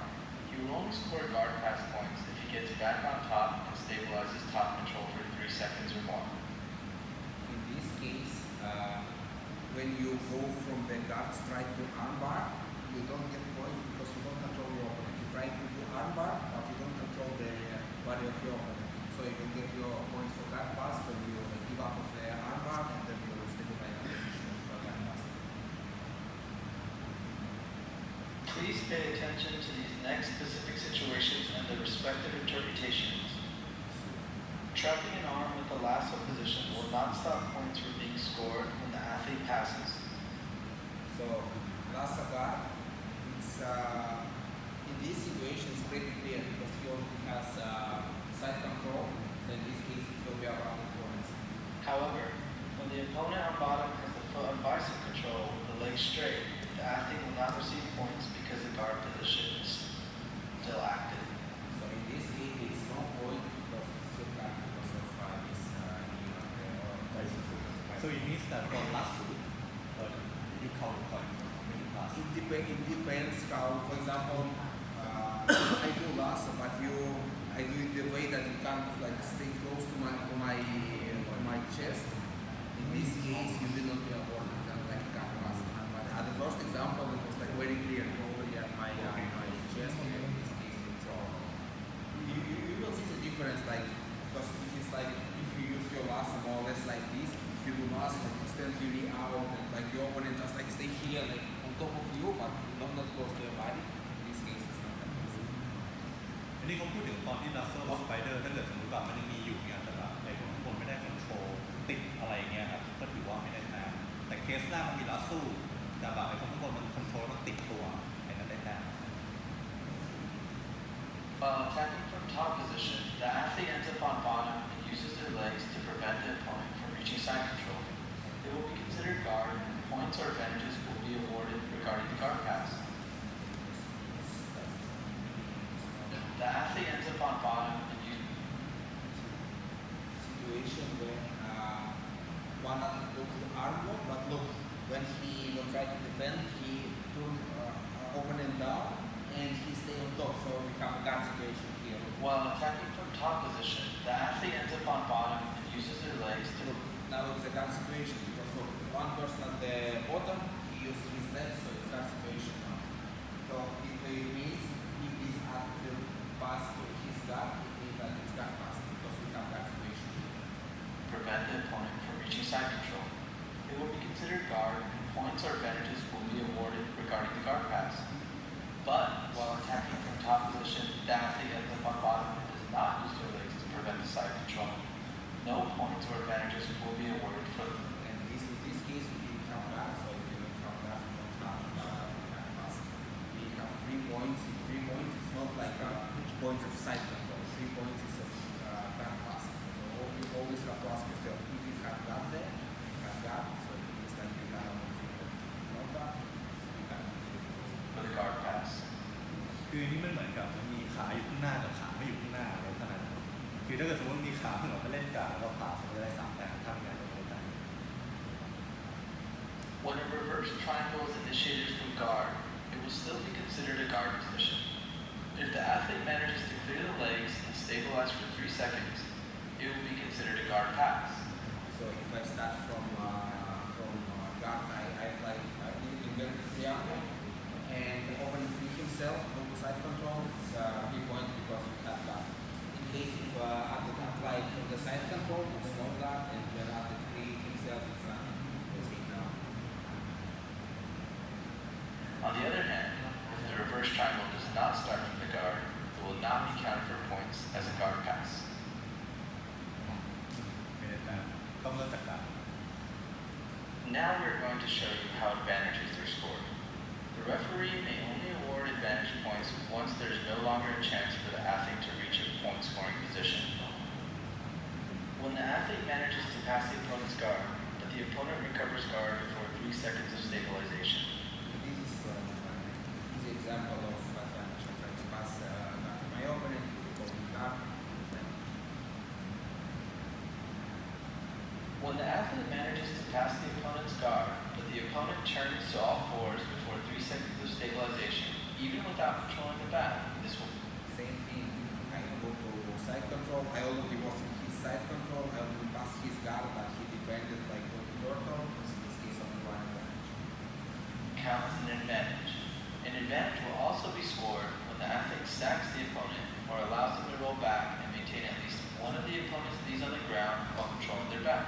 This situation, Advantage. An advantage. if you go like a double under and you stack your opponent and then you run to the back, means that it's also 1 advantage, right? Because at some moment you didn't use your leg for defend yourself. So technically at the one moment I was like I passed your legs, so that's why I get advantage in this situation. Advantage will also be scored when the athlete stacks the opponent or allows them to roll back and maintain at least one of the opponent's knees on the ground while controlling their back. However, when the athlete stacks the opponent or allows them to roll back and does not control the opponent's back, no points or advantage will be awarded. So difference if you stay in front, it's not. In the next footage, we will see situations that are worth an advantage for half guard. This one is kind of hard thing, and many people confuse about this advantage of. Many people call it advantage of half guard, but before we start, I think it's better to understand when you get advantage of half guard, how people call it, it means you get advantage for guard pass. So maybe it will be help you to understand how it works. The athlete must have a stable half guard top control in order for an advantage to be scored. So for get advantage, you need to have a stable top control in half guard. Normally it looks like this, like I grab head of my opponent, I have underhook, like squeeze him. In this case, yeah, I have top control. But there's like some excuse when it didn't work. And remember, the athlete only scores an advantage once there is no no longer a chance for the athlete to pass the opponent's guard. It's very important thing that you will give this advantage. If you see that this situation happened, you have to wait what will happen after. Why? Because if top athlete go to this position like this and you will give advantage, remember that it's advantage for guard pass. And if athlete after pass the guard, you will have to give for 3 points. So it means like you get points 2 times, you get 1 advantage and 3 points for the same position. So we will give these points in case when, for example, time runs out, and if you, like for example, I was in side control and bottom athlete like free himself and put me, for example, close guard, any other kind of guard instead of half guard. In this case, I will give an advantage. Or for example, bottom person sweep me, so I can't pass his guard anymore. It means that I can't give this advantage. Clear? When starting from pulling guard, the athlete achieves half guard control over the opponent, but does not solidify the pass. And this kind of advantage applied only in 2 cases. First case, if I pull guard and then my opponent applied top control. Or in other case, if for example I had like a close guard and then you move my half guard. We call it like you have to conquist it. Like you know, you have to like go to half guard from any other kind of guard. That's exactly right. You have to conquer it. Yeah, you have to conquer half guard position. So 2 cases. When you pull guard, it doesn't matter which kind of guard. If you pull guard and top athlete have top control, in this kind you can apply this advantage. Or in case if you have any other kind of guard, spider guard, close guard, Laiva guard, and as athlete go to your half guard and have top control, in this case you will give him advantage as well. When starting from any kind of guard, the athlete achieves half guard control, but does not solidify the guard pass because the opponent recovers. So I was, for example, in close guard, go to half guard, have top control, but bottom person will go to butterfly guard, so I can't pass his guard anymore from half guard, it means I get 1 advantage for top control. So you can do the any position, right? You try to force him to half guard, and the bottom guy try to escape the position. The top guy get advantage. Yeah, like as I told, I was in close guard, I go to half guard, have top control. From here you recover your guard, for example, close guard, I get advantage. I go to half guard again, control again, advantage when it's no longer guard pass. For example, you sweep me, time runs out, you close guard, in this case. Okay. Question to if I pull guard, Yeah. I set up deep half guard. Yeah, you will have this video here, deep half guard, inverted half guard, deep half guard doesn't apply this role. You have to be here. From guard, the athlete achieves half guard control over the opponent. อันนี้เดี๋ยวเขาบอกว่าเดี๋ยวเขาช่วยอีกทีหนึงเพราะว่าในกรณีเนี้ยคือหมายความว่าเราพาสกลับแล้วเราไปพยายามเหมือนจับฟูลกลับแล้วเราฟอร์สฮาฟกลับแล้วไอ้คนข้างหน้าเราได้ advantage ครับแต่ถ้าเกิดสมมติพี่บอกว่าพี่ปูแล้วพี่ก็ไปดีพาสอันนี้มันจะเป็นอีกกฎหนึ่งอะมันจะเป็นคนละกรณีกันเดี๋ยวเขาจะมีวิดีโอ Solidify the pass. Remember, the athlete only scores an advantage for half guard if they don't pass the guard because the opponent recovers or sweeps or the time runs out. As I told, like in this case you have top control but your opponent is sweep, so you can't pass his guard anymore. It means that I give you advantage for your attempt of guard pass. In case if you pass guard, I will not give this advantage because you only get score for the same move.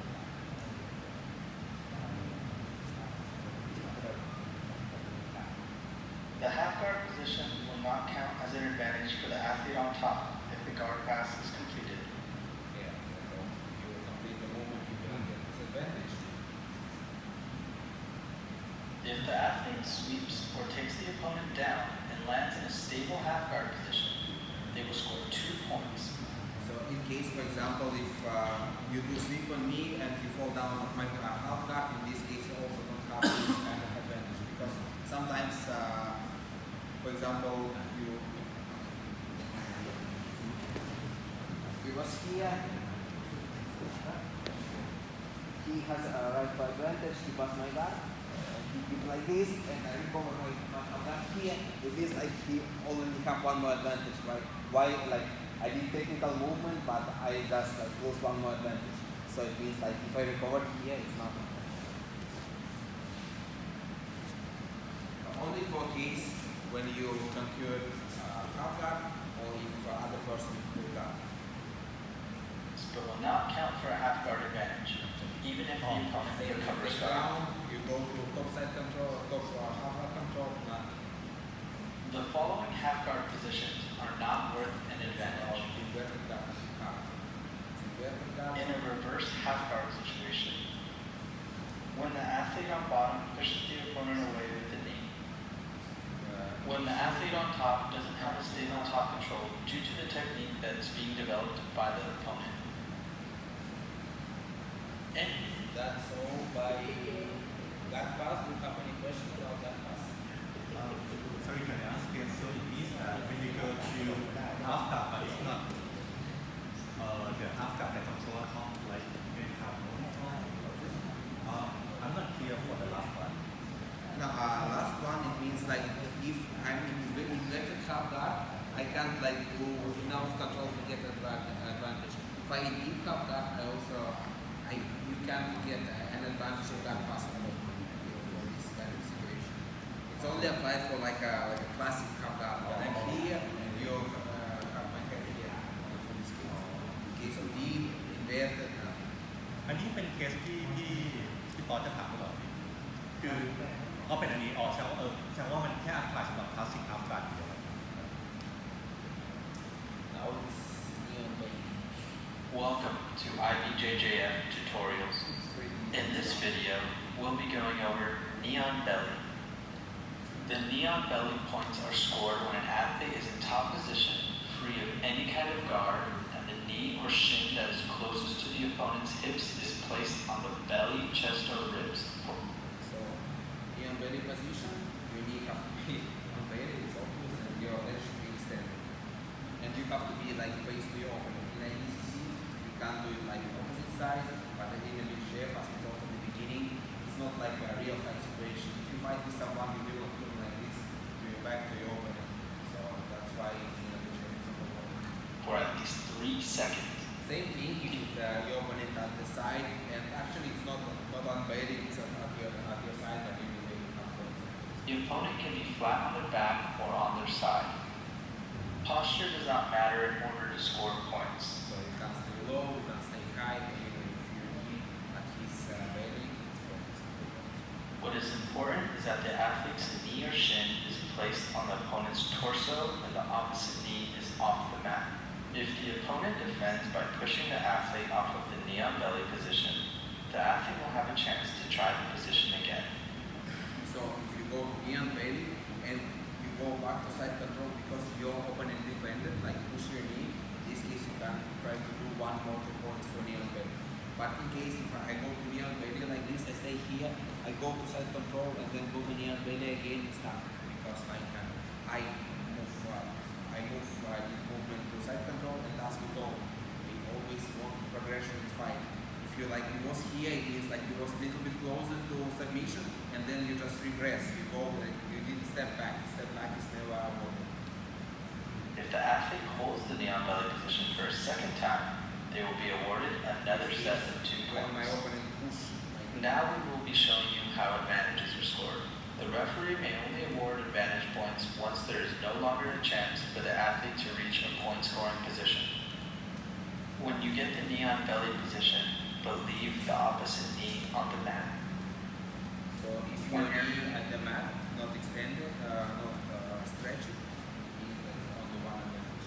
Your opponent defends the position before you establish control for 3 If you didn't have 3 seconds of stabilization of this position, it's also only one advantage. seconds. Here is a position where no points or advantages will be awarded. When the athlete places the knee closest to the opponent's head on the torso, It's kind of inverted neon belly. get points in IBJJF. Here are some situations where you will not be awarded an extra set of points. After the knee on belly position has been established and points are scored, if the athlete leaves the position voluntarily and then goes to the knee on belly position for a second time, they will not be awarded a new set of points. Even if the athlete switches for knee on belly to the other side of their opponent. If you have any questions or concerns regarding Let me say something. อันนี้มันจะคือถ้าเกิดเป็น ADCC มันจะหันอีกด้านหนึ่งได้ถ้าจำได้ อันนี้ก็คือเราต้องหันหน้าไปข้างหน้าตลอดเพราะว่ามันเป็นเวลไฟนะครับคราวนี้พอเมื่อก่อนมันจะต้องโพสเจอร์ขึ้นเดี๋ยวนี้มันไม่ต้องมีอะไรแล้วก็คือขอให้เข่าอยู่ที่ตัวอีกฝั่งหนึ่งก็คือเข่ามันไม่ติดพื้นนะครับใช่ขาตรงเข่าไม่ติดพื้นใช่ไหมก็ได้ มันก็ถือว่าคอนโทรลได้สองแต้มคราวนี้ไอ้คนที่อยู่ข้างล่างเนี่ยมันไม่จำเป็นจะต้องหลังแฝงไปข้างๆเนี่ยก็ได้แต้มเหมือนกันคราวนี้ถ้าเกิดสมมติเราได้แต้มแล้วเรากลับมาใช้คอนโทรลเราขึ้นไปอีกทีหนึ่งเราจะไม่ได้แต้มซ้ำยกเว้นพอเราจะทำปุ๊บแล้วเราใส่คอนโทรลแล้วเราขึ้นไปใหม่เพื่อจะได้แต้มทำได้ Example to if I pass the guy in neon blue and I come down and I come back again, you know what? Because, but if you do it by yourself, Yeah. no points. If you open, if you open it, it, yes. it's points. ก็คือถ้าเขาหนีก็จะได้นะครับ เอาเท่านี้ครับใช่ ถ้าเราลงเองเนียนไปแล้วลงข้างลงแล้วขึ้นใหม่ไม่ ใช่ ได้ ไม่ได้แต่มันต้องเขาหนีโดยใช่หนีเขาพักออกใช่ There is one thing that athletes can use. It's like not so good in IBJJF, but in ATP it works really good. So, as we told, if I stay at his knee and belly and then go back, it's, if I was awarded points here, it's nothing here when I go back. But it's worked very good in ATP. Like if I do like this, pass 1 second, I go back, I get advantage. But I can do it again. One knee and belly. Yeah, advantage. Yeah. Advantage. In ATP, you can just like get many points here. If you just don't stabilize this position, you just put knee on belly, go back 1 point, knee on belly, back 1 point. อ๋อATP ให้1 แต้มอ๋อไม่มีอะไรเปลี่ยน Just like a trick for ATP. Next แต่เมื่อกี้ที่ต้อมเหมือนกับมีที่เรานีออนเบลลี่อ่ะแล้วเขาผลักเข่าเราไอคนข้างบนอ่ะมันได้ advantage ไม่ใช่ได้2 แต้ม ตาม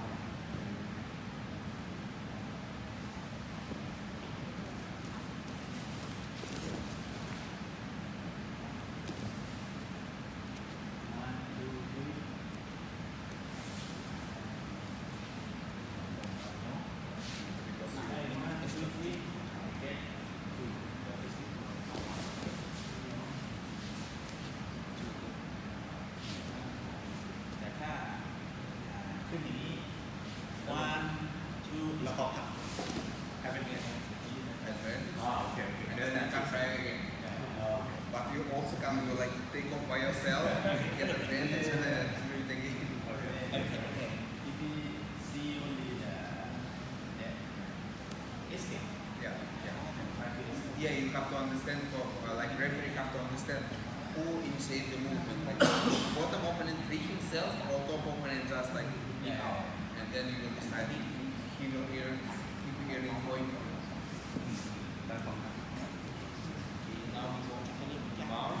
Welcome to IBJJF tutorials.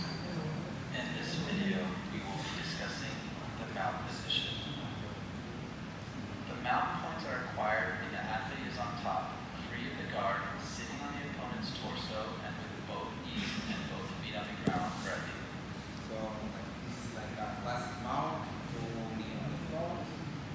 You can go top part of the body of your opponent, and you should be like your face should be like directly from the face of your opponent. And then you see you can do like inverted, and then have a shift. These 3 seconds. This is known as classic mount. The athlete may also have 1 foot and 1 knee on the ground.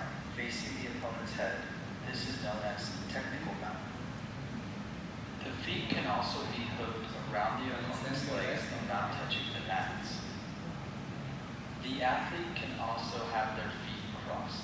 Cross. So it's about If the opponent has one arm trapped underneath while mounted, this still counts as 4 points, as long as the athlete's knee is below the opponent's shoulder. here. That's the thing here that it should be below the shoulder line.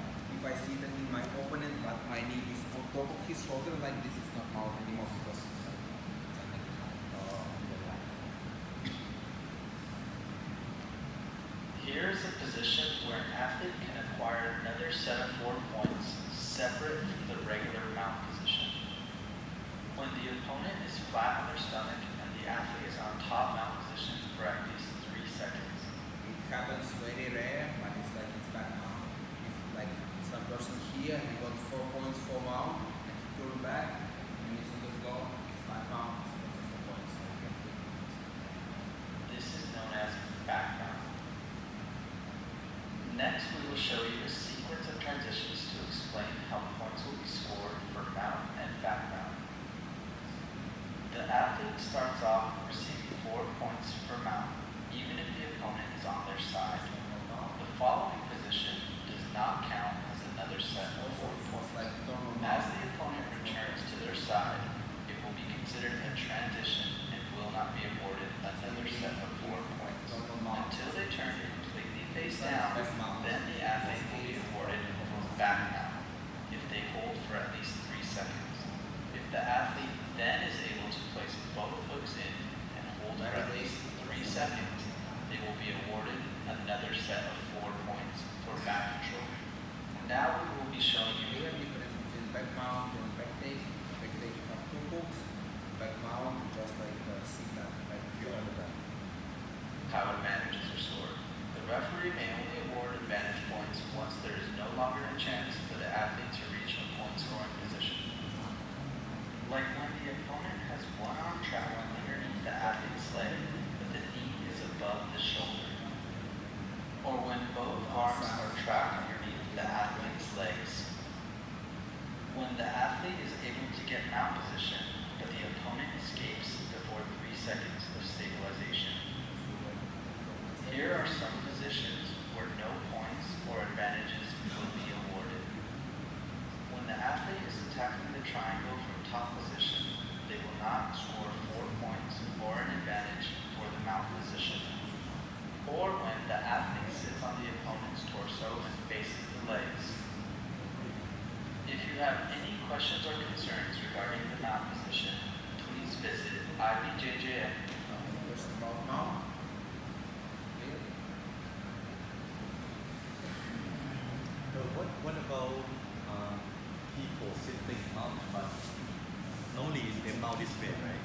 But maybe it's like up and that, that kind of sitting like this. Like on this? top, yeah. No, you should like put your like knee or knee on the floor or extend your leg. Or still needs to be like this guy. Yeah, because like if you sit like this, even your like your legs on top of your opponent. So it's not mounted. Welcome to IBJJF tutorials. In this video, we will be discussing back control. Back control points will be received when controlling your opponent's back with your heels placed inside the opponent's inner thighs, passing through each side. Top control with your hands is not necessary. If you keep your hooks in for 3 seconds, you will receive 4 points. You want 4 points back control. It makes no difference if your opponent has one arm under the leg, you will still receive 4 Same points. like mount, that's 4 points. Without losing control of your opponent's back, you end up losing your hooks and then manage to regain them. You do not score a new set of points for this. Still, Now. back position, and I think one more important thing, I think it will be very useful for referees.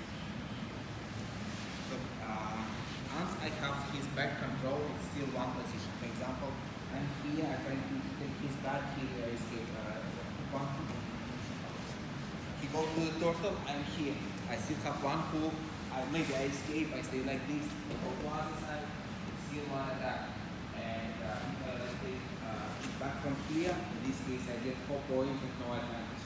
But if he like pick himself from that position, I will get only advantage. It means like if I'm doing back attack, he free himself off the torso, but I still at his back. It's not it's same movement. We can't give advantage because maybe he will take his back, so we will have to avoid him for 4 points. Clear? No? Okay, one more time. Here. I'm here trying to get his back.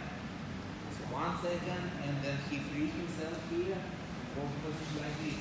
I already guaranteed at least one advantage, but I still attack his back. So referee can't give advantage at this moment because I still at his back. If I go here, yeah, attack ended. You can give advantage. If you're still here, maybe I will be able to take his back, and in this case, just 4 points. So you have to keep this advantage. Don't give it too fast. อ๋อโอเค Because it's still one attack. Okay? ก็คือไม่ advantage ก็4 แต้ม Now we will be showing you how advantage is restored. The referee may only award advantage points once there is no longer a chance for the athlete to reach a point scoring position. When your opponent has both arms underneath your legs. When you have your opponent's back, keep your feet crossed instead of placing hooks. So like when it happens a lot in competition, I see like even more experienced people, they take back, they cross legs, and they waiting for the points. But while you cross your legs, it means that you're not like in back take position. So you have like uncross your legs at least for 3 seconds to get points. If you stay like this, if you close a body piano, you will be scoring. That's only one advantage. When you like across your legs, in this case you stabilize for 3 seconds, you get points. คือเขาไอ้นี้มันเหมือนเดี๋ยวนี้คนน่าจะเปลี่ยนตรงนี้นิดนึงคือเขาแบบขึ้นมาแล้วคอสขาก่อนให้ได้แบบมีการเทสแต่ปกติมันก็ไม่ค่อยแนะนำแต่หลังรู้สึกมันทำได้เยอะแล้วหลังจากนั้นค่อยออกมาเกิดออกมาเพื่อจะได้4 แต้ม Also ใช่ one ถ้าไม่งั้นคือถ้าเกิดทำอย่างนี้ปุ๊บมันทำอย่างนี้มันจะไม่ได้ทำ body triangle ก็คือแบบ cross ก่อนได้ advantage แล้วก็ค่อยได้4 แต้ม so basically that is some kind of trick right so I control so I take the back then I cross here I get my advantage first I get advantage for this one right no like if you hear you guarantee advantage. If you like for example times runs out, you get nothing, you get only one advantage. Oh, okay. So you can't use it as a trick. You just you don't get your points until you uncross it and stabilize for 3 seconds. so it means that this one I don't get until the time Yeah. In this case you just get the advantage, but no points here. no it means like this one we get advantage if I control it Yeah, but no Oh, okay. points. Okay. So when I take it back, I do this, I get advantage. And then I do You that got go, advantage. I get 4. Same with Oh, you said same attack, same attack. Okay, okay, But okay. it's same position. But one more important thing, look, many athletes also don't know this kind of thing. Like when I attack his back, a lot of the fighting can help. That's called stalling. If I have a back control, there is no stalling. I can stay here like 5 minutes until the fight, and I don't get penalty because I'm attacking his back. So I don't need to do anything else. But if I cross my legs and I stay here like for 20 seconds, I get penalty because it's not back taking anymore. It's not technical back taking anymore. I have to uncross it. In this case, I can stay whatever when I stay. If I cross, if I go to body triangle, in this case, it's not like back take anymore, and you can get penalty if you do nothing here. You can sit here. You don't have to take here. You will get penalty. So that's คือถ้าเกิดพอคอสหรือแบบเป็น body triangle มันจะไม่ใช่แบบเทค You have your opponent's back and keep the body triangle. When you have your opponent's back but are only able to place 1 hook. One hook you give right for 1 minute. When you have your opponent's back but do not stabilize the position for 3 seconds. But you are on the scale. If you still have any questions or concerns regarding back control, That's about back control. Any questions? Question for back take. I cross the leg. Yeah. I will cross the leg. The stop stalling? No, because your legs crossed. You can start. If you uncross your legs, open your legs. You can stop. You can stay stop. Like this.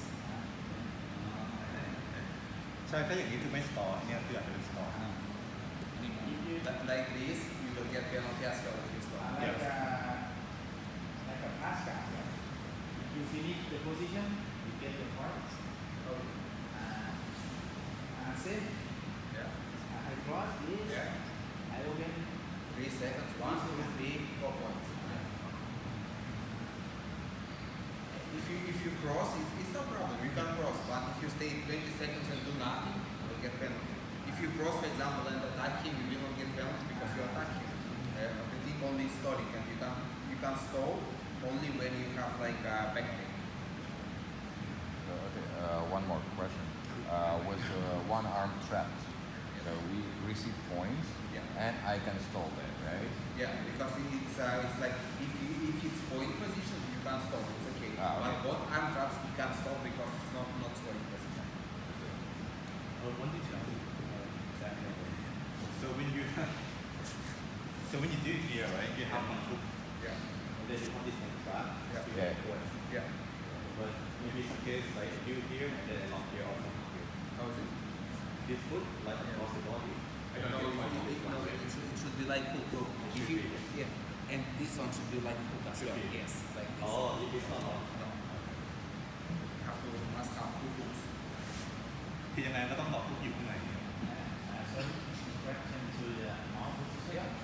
Yeah. If I'm mount position, I can stay. Yeah. No stalling. Yeah. No stalling, but if you like you open and put both arms inside, it's not mount anymore. In this case, it's stalling. But in other case, you can stall over. If I mount the position, I only hold position. Stalling. And we will talk about stalling later, but there is no stalling if you have any submission hold. For example, we here.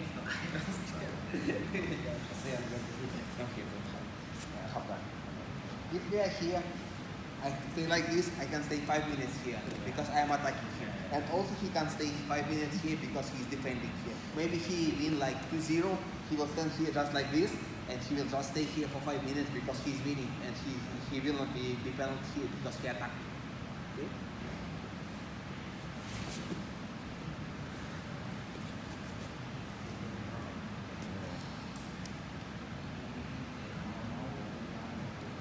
Sweet rules. Now we go to the part what we let's check the rules.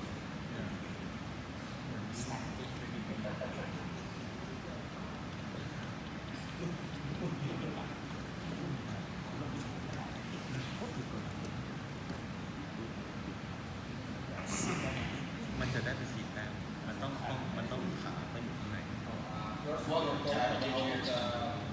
collective points when it's like a sequence of training points, quadrants, and Tutorials. This video will be discussing cumulative points. Athletes shall be awarded cumulative points when they progress through a number of point scoring positions as long as they stabilize the final point scoring position for 3 seconds. Example 1. The athlete earns cumulative points even if the opponent escapes before the referee completes the gestures. 2 points for the sweep, 4 points for mount.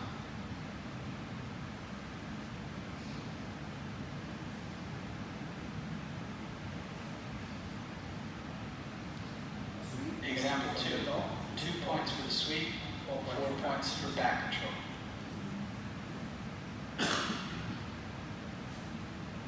Example 3. If the athlete is unable to stabilize the sweep but successfully stabilizes the back control, they will score 1 advantage for the sweep plus 4 points for back control. This kind of this part is dedicated because it was changed in this year. It's like a new rule that changed in this year. Yeah. So let me write something. So we are here and playing guard. I go to arm drag. I do arm drag. I stand up here for 1 second. Technically, I'm trying to do sweep because I'm on the top.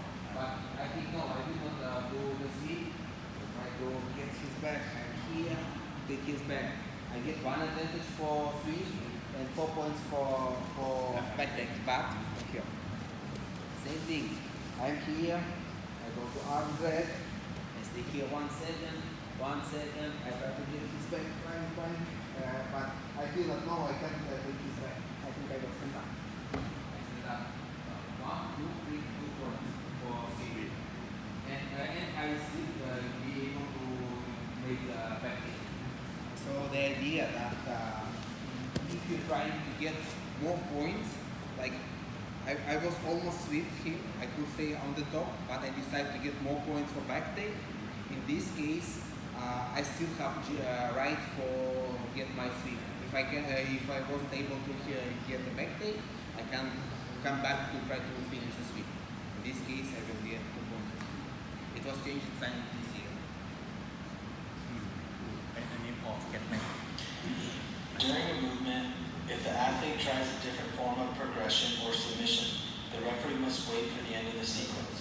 If at the end of the sequence the athlete finishes on top with back control and below the shoulder line, 2 points and respective advantages must be awarded. 1, 2, 3.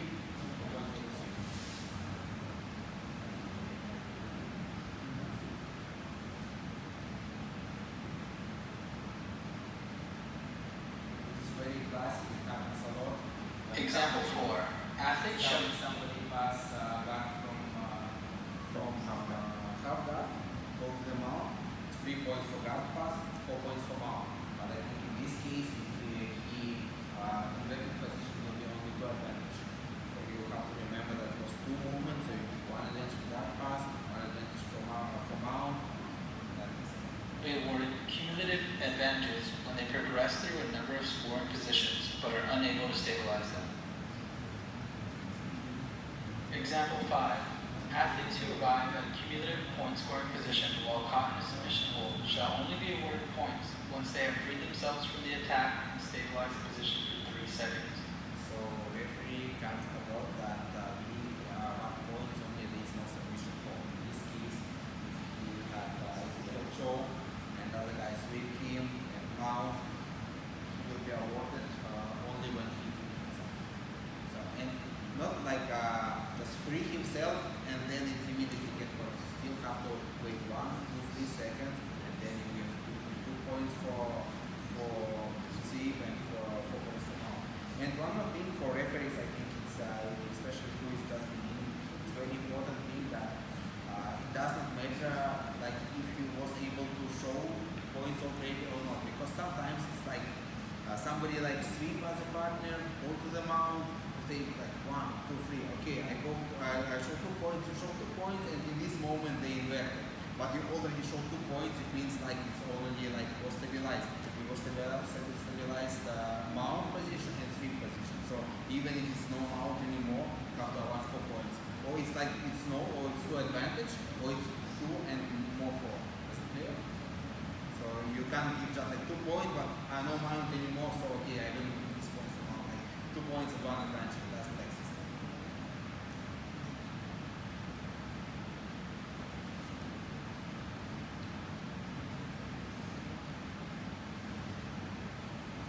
Here are some examples of cumulative points. So some examples how we can get cumulative points: sweep and mount, sweep and knee belly, sweep and back control, guard pass and knee belly, guard pass mount or technical mount, just only take down mount. For example, if you could take down and go straight to the mount, you take down, you will get points for mount. So take down. Sweep, guard pass, and knee up. Takedown and knee on belly. All moves above should be awarded after 3 consecutive seconds of stability.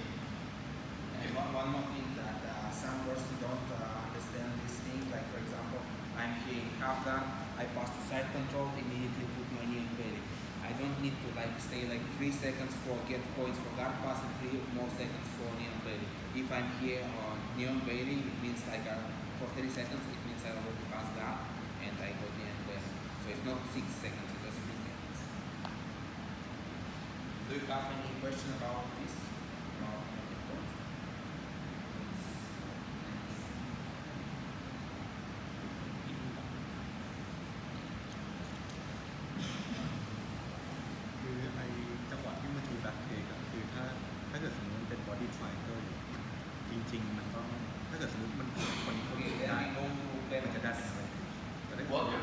IBJJF tutorials. In this video, we'll be discussing serious fouls. Fouls are disciplinary or technical infractions addressed in the rules that are committed by athletes before, during, or after a match. In the next sequence of videos, we will be showing you many of the situations in which an athlete will be penalized from a serious foul. When the athlete kneels, sits, or pulls guard, remaining in the position without the establishment of a grip. Pull guard without grip. One more thing, I think it's important to clear about how you can pull guard. I think somebody. So look, for make a guard pull, I need to grab from back with my own. I can grab two hand, it's guard pull. But also, we need contact. I don't need to grab him. Maybe he grab me, hold my hand, and still back. So any of you have contact. Here is another example for better understanding this concept. At all, but you don't have any grip. That's why it's so penalty. When a standing athlete flees out of bounds of the match area, avoiding When somebody avoiding of contact, try to run away. combat with the opponent. So you make a gesture like this. When a standing athlete pushes their opponent to outside the match area without clear intent of attempting a submission or scoring. This moment should be clear for referee, because sometimes it's just like I'm just stronger than my opponent, and just I go forward and he go backward. In one case it's okay, but if like I'm trying to push my opponent out of the area, it's different case it's better. If I'm just like going forward, I'm stronger than him and he can't hold me, and just go out of the area, it's okay.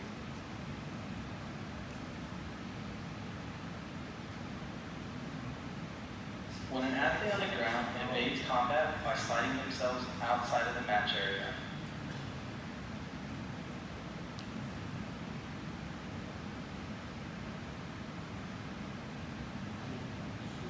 When an athlete on the ground stands to escape combat and does not return to the combat on the ground.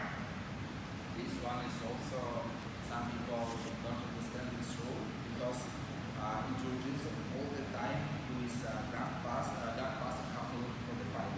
It's no like 20 seconds time and nothing. If we are here, he play guard.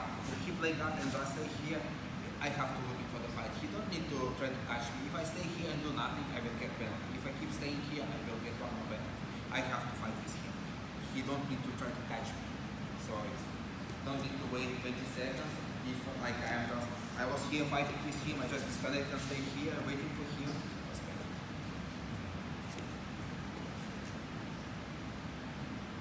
When an athlete breaks the grip of the opponent pulling guard and does not return to the combat on the ground.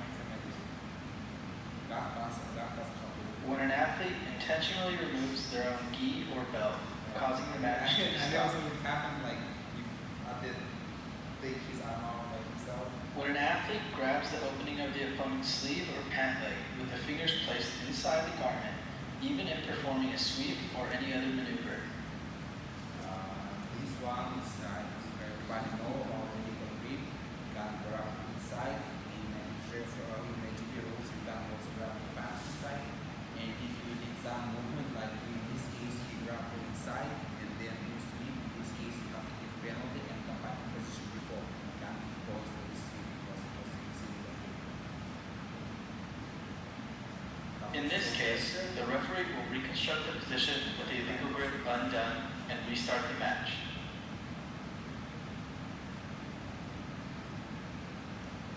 In this scenario, when the athlete makes an illegal grip in a submission attempt, the match will restart standing with a single penalty given to the athlete that made the illegal grip. So in case if you did illegal grip at your opponent during the submission, you will get penalty and then you restart. But you can do like kind of illegal grip at your own gi, for example, as you can show. I grab myself here and I throw him, there is no problem. But if I do it at my opponent, you will get penalty and then restart.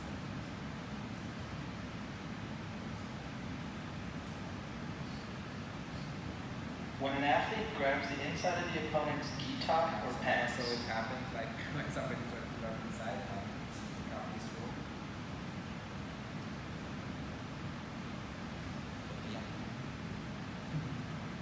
Or when the athlete steps inside the gi jacket.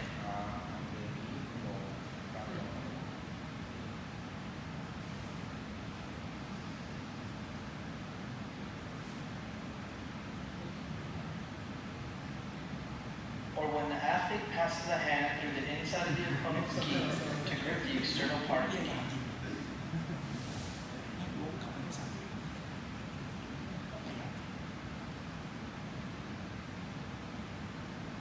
When an athlete communicates with someone orally or through gestures in a manner that contradicts the decision making.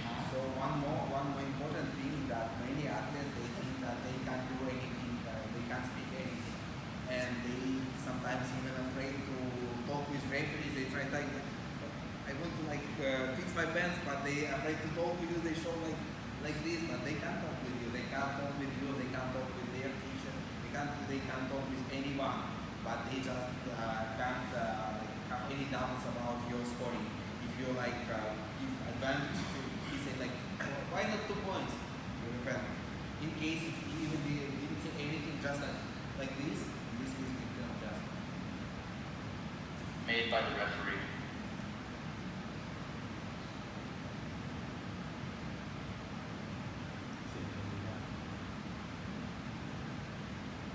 In case if you try to reconstruct position and he doesn't follow your command, in any case if the athlete doesn't follow your command, for example, When an say athlete fix your knee, and he stay like this, fix your knee, he doesn't he don't want to fix it, you get penalty.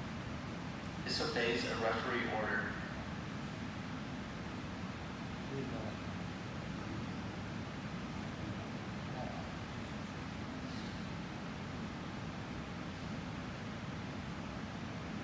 Go out of the area.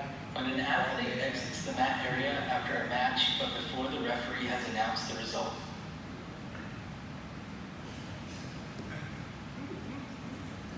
When the athlete deliberately runs away from the fight area to avoid an inferior position or consolidation of the opponent's score.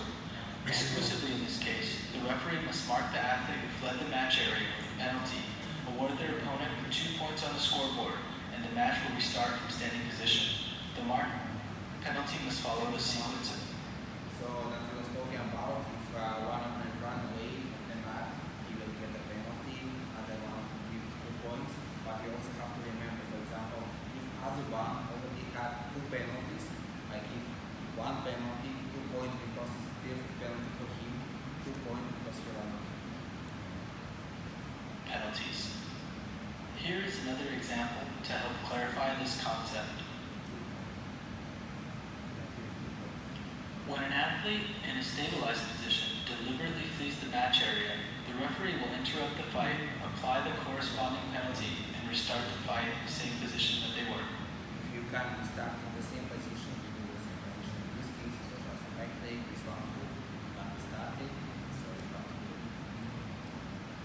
And sometimes it happens you do take down, and the opponent stay here at his knee, and he run away, he runs away, and in this case, we will start with the same position. Basically, he gets penalty, you get 2 points. We will start in the same position. If you give him 3 seconds here, you will get 2 more points because he tried to avoid this thing.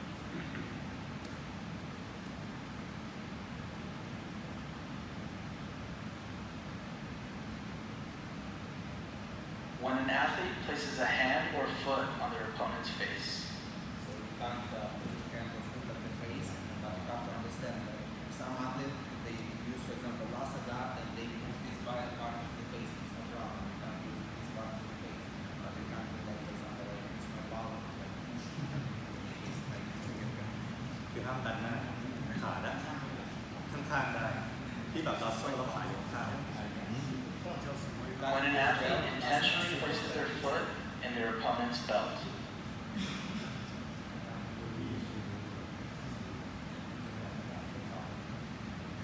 When an athlete purposely places their foot on the lapel of their opponent's gi without having an anchor to provide traction for their foot.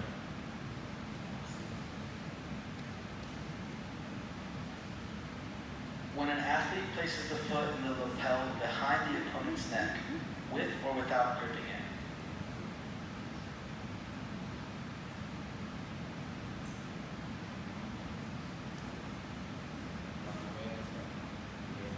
In this case, maybe you will not like go to the out of the area, but you just trying like go around with your opponent and without trying to fight.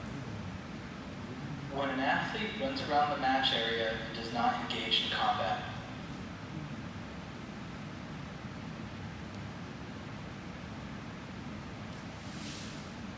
When an athlete unintentionally reacts in a way that places their opponent in an illegal position.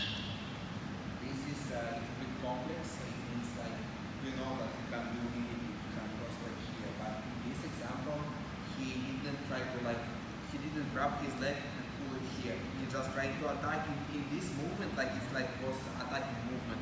He took his hips. In this case, he put him in a illegal position. So in this case, he will get penalty and he will start.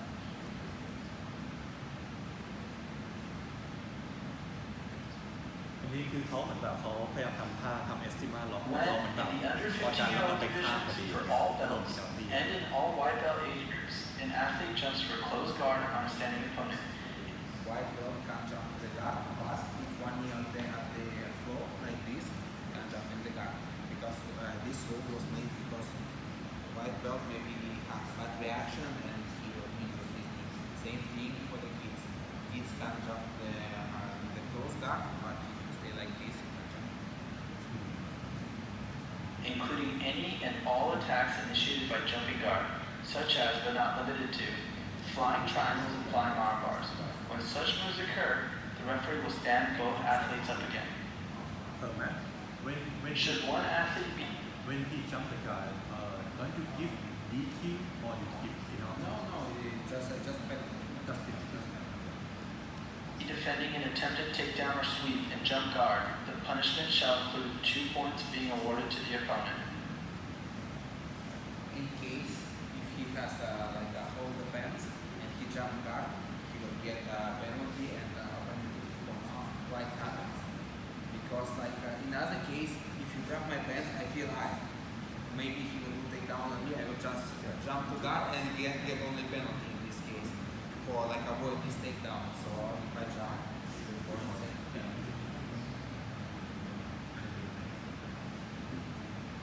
When an athlete during a อัน match นี้มันเป็นมันเหมือนกับสายข่าวถ้าเกิดมันมีคนจับขาอยู่เนี่ยแล้วเขากระโดดจำขาเนี่ยก็คือหมายความว่าจะโดนพินัลตี้แล้วอีกฝั่งหนึ่งได้2 แต้มด้วยใช่ผมโดนพินัลตี้เอา2 แต้ม reset Yeah, it's the same.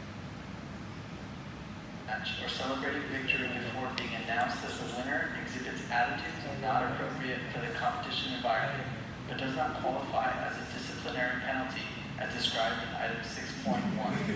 For example, gestures or exercises meant to suggest physical superiority, dances or attitudes meant to ridicule within a sporting context. For Jiu-Jitsu no-gi, when an athlete grabs hold of his or her uniform or that of his or her opponent in any way, For no gi, kind of uniform, it's also penalty. when an athlete uses his or her own belt or the opponent's belt to assist in a choke or any other circumstance in a match while the belt is untied. So you also can use your belt for choke when it's untied. Yeah, maybe you saw there was one video, this one guy applied choke, and it was legal because his belt was tied. And when it's untied, you can just use it like that. And don't forget about these things about grips. If you see that it's a moment for referee, if you see any illegal grip, like they take like illegal grip. Yeah, like this.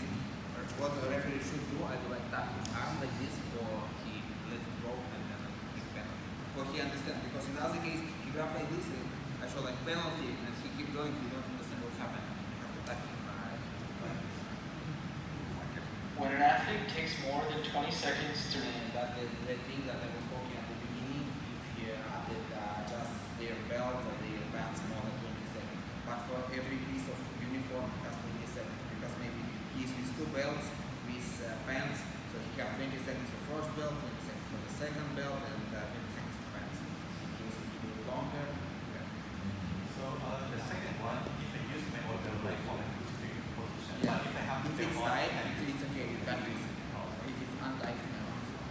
the same for my own belt and my own belt. Okay, can use my own belt. Yeah. Tight meaning it still has a knot. Right? That's it. Because your opponent belt is very classic example when you do Kimura here and you can like grab his belt for keep his arm here. Readjust their uniform. And submit fouls. Visit IBJJF.com. If you go for serious fault, do you have any question about it? So let's go for the next one. Welcome to IBJJF tutorials. This video will be discussing severe fouls.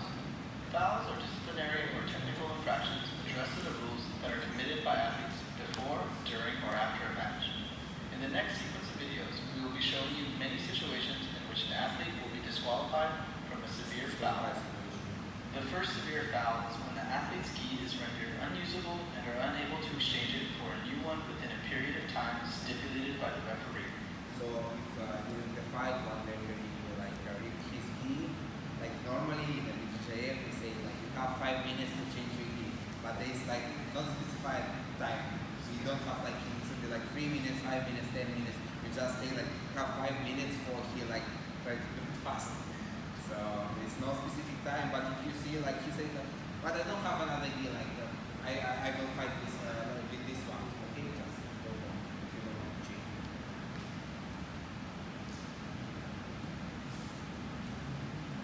When an athlete deliberately leaves the match area to avoid submitting to a hold implied by their opponent. So in the submission hold and you try to go out of the area, so it's obviously. But for referee, you have to understand like sometimes it's like it's correct movement. For example, I don't know, I'm here in arm bar and I will jump over or defend myself. In this case, it's okay. Maybe you'll get advantage for arm bar and then we'll start standing. But if I'm here and I bring my opponent here and jump, in this case, it's okay.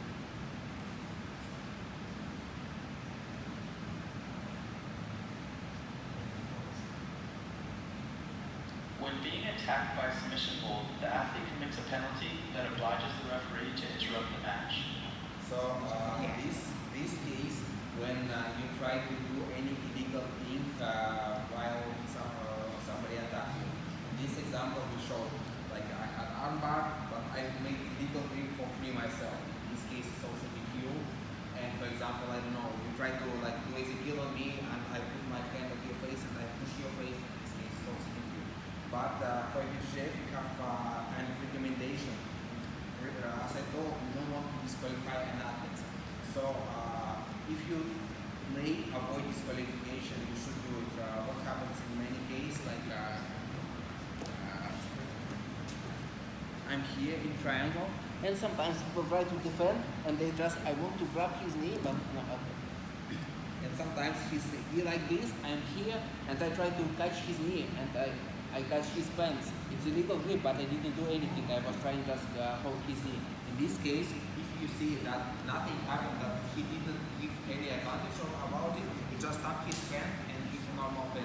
But if you see, if he at least like little bit got some advantage, he opened a little bit to have disqualified in this case.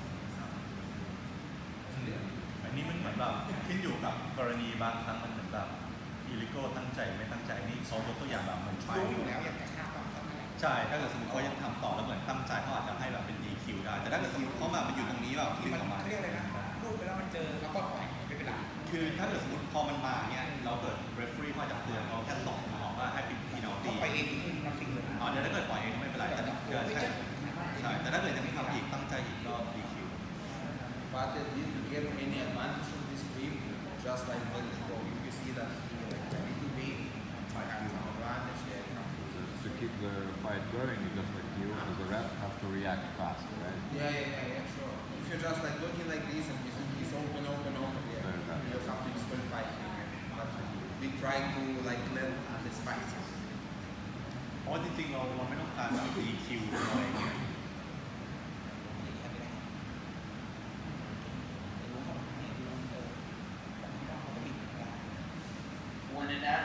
intentionally attempts to get their opponent disqualified by reaching in a way that places the opponent in.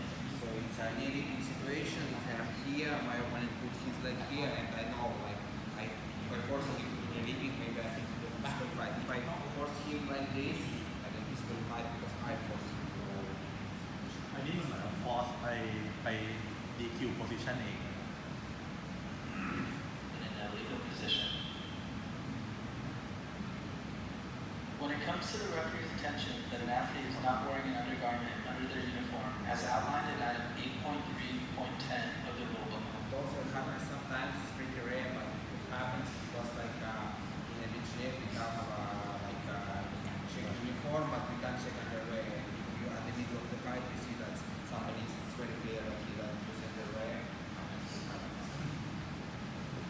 But yeah, maybe I shouldn't tell it, but here, if you feel that you're almost overweight and you want to like take off your underwear, what you should do? You take off your underwear, you go back in, then you say like you're coordinating, like, can I go to the toilet? Go to the toilet and then put your underwear because like in this case it will not happen like referee puts it without underwear. But the only way to this out of the so that is like look, when an athlete applies creams, oils, gels, or any slippery substance to any part of the body, when the athlete utilizes any substance that increases the adherence in any part of their body, or when the athlete utilizes any substance that makes the kimono slippery for ripping, when the athlete strangles their opponent with one or both hands around the opponent's neck or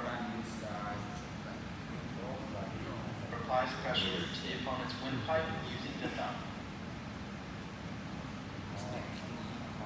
When an athlete blocks the passage of air to the opponent's nose or mouth using their hands.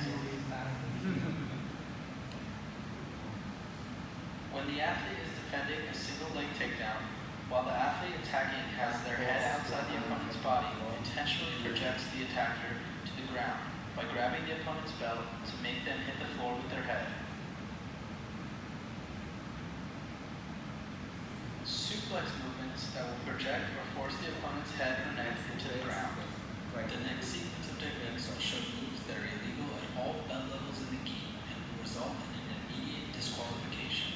It's like a big table where you can see all legal moves. At the end of our workshop, I will tell you where you can find them. You can check all the takedowns, all the moves here. To view the entire table of moves and see which techniques are illegal for a specific division, please visit section 6.2.2, Article M in the rules book at IBJJF.com. Number 16, heel hooks. Just for, heel hook is allowed only for black and brown belts, adult category, only for the international world.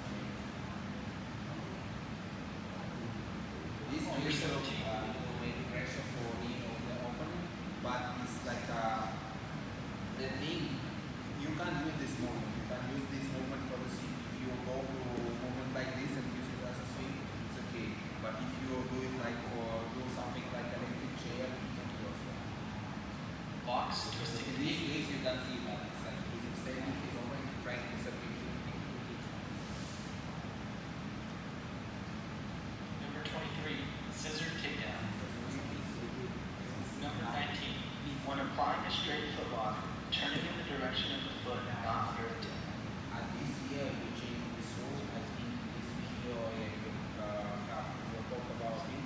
But for the before the brown belt, you can't put inside. If you do straight foot lock, you can put on the outside. Inside. Brown belt can put inside this year, but still can't put it in. Because many people think that if I can put inside, now I can put it in. No, you can't put it in. You can just put inside. so this one only for both gi and no gi, right? Yeah, for both gi and no gi, round and like any category, like Master 1, Master 2, Master 10. Or including master.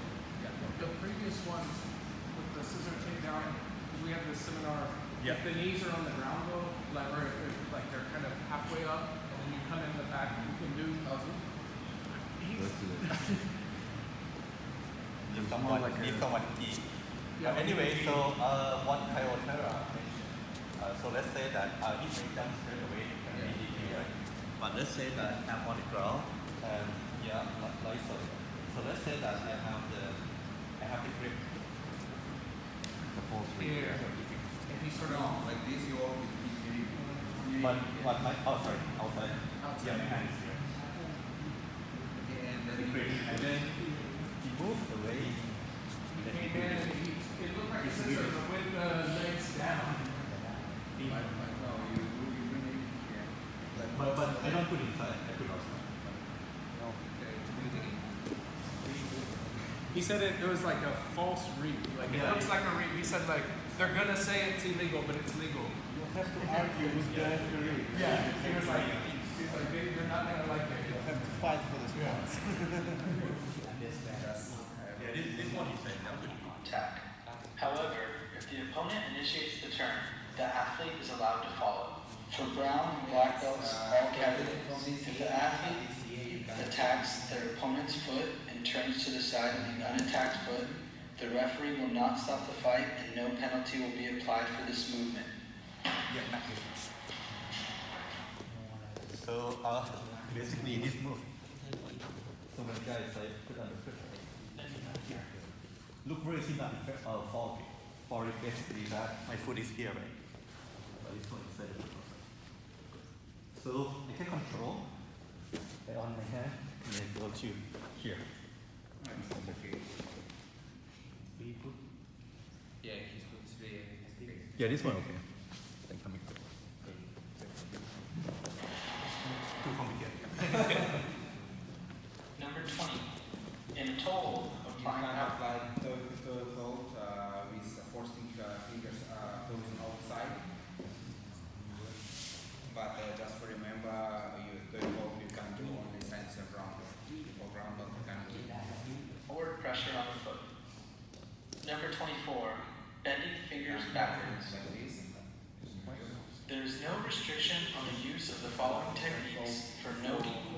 So in no-gi you can do heel hook, blocks distance in knees. If you was watching now Worlds, Thailand Ultra was disqualified because of this kind of rule. Many people is also confused. They think that he was disqualified by knee ripping, but it was like blocks distance in knees because he had his knee and just pressure on his knee. In no-gi it's okay. In no-gi it's okay. And the situation that we just saw, if you do the hold like with fingers outside for black belt adult category, brown and black adult category, no gi. Gi, brown and black belts in the adult division. Number 16. Heel hooks. You know, you can do. Number 17. Locks twisting the knee. And number 18. Knee reap. Number 19. In a straight foot lock, turning in the direction of the foot not under attack. Number 20. In a toe hold, applying outward pressure on the foot. Now let's explain knee reaping. The reaping knee situation is characterized by when one of the athletes places their thigh behind the So this year, it's still illegal to toe hold when the big toe is like turning outside, right? Sure, yeah. Okay. For Okay. gi. But for this year, when you do ripping, you can do ripping for brown and black, adult. No, for no gi. For no gi. You can. no gi adult no giอย่างเดียว No gi, only no gi. Yes. Only no gi. And when you turn inside, you can turn inside for both gi and no gi. Yes, for any brown Category. and black categories for all age. leg of their opponent and passes their calf on top of the opponent's body above the knee, placing their foot beyond the vertical midline of the opponent's body and applying pressure on the outside of the opponent's knee inward, while keeping the foot of the leg at risk, stuck behind their hip and armpit. It is not the idea of knee ripping. I think many of you know how it works, but just like repeat. If I do knee ripping and his leg is free, like this, it's okay because his leg is free. But in case if it's under my armpit, it's illegal already. Or if he's standing and I do the same thing like this, it's also illegal because his knee is strapped on the floor. So that's it. What about your hand? Huh? What about your hand? How is it? Like You mentioned when you go for honey hole, Yeah.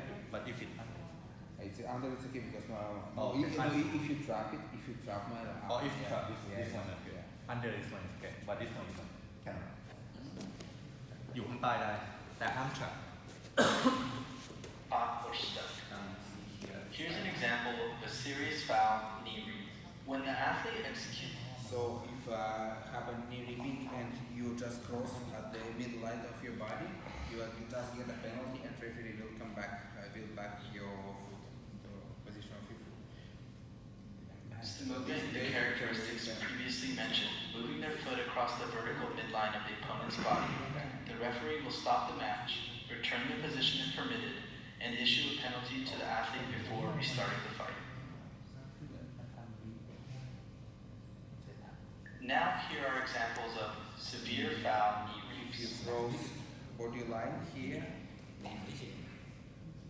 When the athlete executes the movement and the characteristics mentioned with their foot completely crossing the opponent's body limit,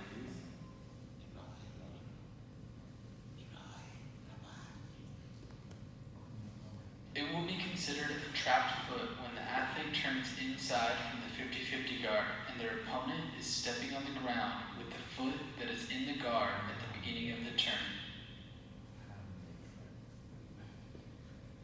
Attention! There is no irregularity when the bottom athlete turns inwards without reaping the opponent's knee. What is the last one? it's When not just like the kiss and pull program. It's Oh. so like you can do this kind of movement Oh, and okay. stuff. So one more thing, if you have submission hold and if you cross even just middle of the line, it's also disqualification because we can't like stop fight with submission hold, and so in this case it's just a cue because like a strike to block. If you just cross body line, Either of the athletes have a submission hold, it will be considered a severe foul for the athlete crossing their foot in the characteristics mentioned previously.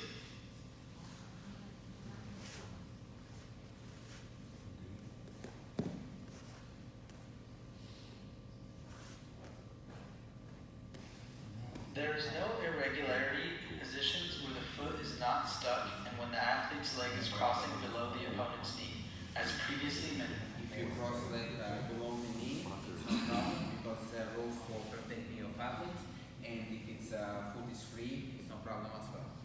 Mentioned. With that being said, the referee will not interfere in a situation where an athlete crosses the leg over the opponent's knee while the foot is free. The athlete is allowed to attack the opposite foot. อันนี้ทำได้เพราะว่ามันแค่ล็อกเฉยๆแต่มันแอคแท็กอีกฝั่งหนึ่งใช่ For purple belt athletes and below, when two athletes are seated with their legs crossed but in a legal position and one of the athletes stands up, this causes the opponent on bottom to be. But this one is a little bit complex. I think it's one most complex thing, especially for referee to understand. So I'll show you one more time. This thing for purple belt, white, blue. Below. When two athletes are seated with their legs crossed but in a legal position and one of the athletes stands up, are seated. For purple belt athletes and below. When two athletes are seated, Until now, everything is okay because leg is free. Look, now white athlete will stand up. with their legs crossed but in a legal position and one of the athletes stands up, Now it's illegal situation, but it wasn't fault of the blue athlete. White athlete stand up. What we should do in this situation? this causes the opponent on bottom to be in an illegal position. This is because when standing up, the foot that was loose and now stepping on the ground is considered a trapped foot. In this situation, the referee must stop the fight, then place the athlete on bottom in a sitting position and the athlete on top standing at a sufficient distance to allow new grips and then continue the fight. Until purple belts, we restart the fight. One athlete sit, other one stand, and then we restart fight. So we like just put guard player in guard position, guard passer in the top position, but we disconnect this trap, this position that was legal and became illegal. We just disconnect and restart. It's until purple belt. Okay. And what position do you get started?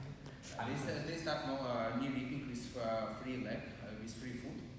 And when athlete who was like suffering this knee reaping, he stand up. Now it's illegal. Okay. So let's say that You can say go one more time. I just repeat. The fight considered a trap when standing up, the foot that was loose and now stepping position. This is because when standing up, it stands up. This causes the opponent on bottom to be in an illegal position. Ends up for purple belt athletes and below. When two athletes are seated with their legs crossed but in a legal position and one of the athletes stands up, this causes the opponent on bottom to be in an illegal position. This is because when standing up, the foot that was loose and now stepping on the ground is considered a trapped foot. In this situation, the referee must stop the fight, then place the athlete on bottom in a sitting position and the athlete on top standing at a sufficient distance to allow new grips and then continue the fight. If the situation occurs after a sweep, the referee must wait 3 seconds to define the stabilization, then in sequence, stop the fight, award 2 points for the athlete who is on top, place the athlete on bottom in a sitting position, and the other athlete standing at a sufficient distance to allow new grips and continue the fight. Same situation, but it was like sweep for white athlete because he was at the bottom. He was like in neutral position.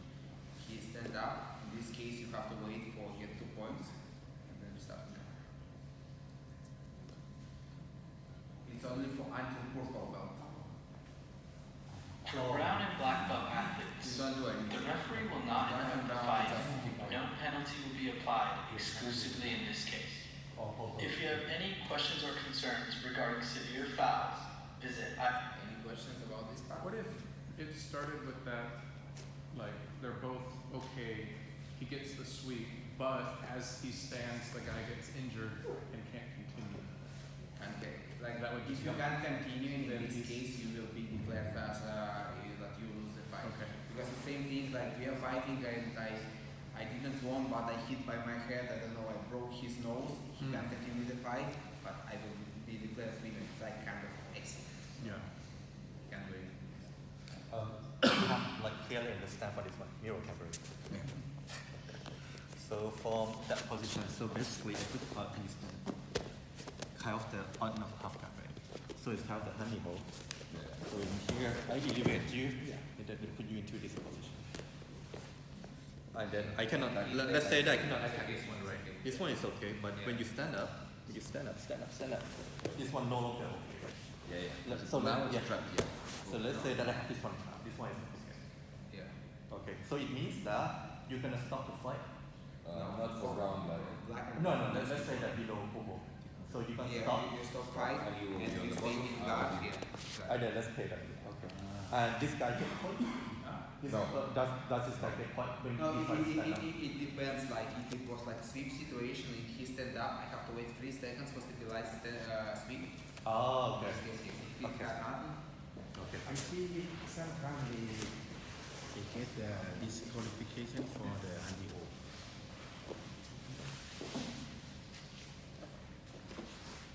For this No. disqualified?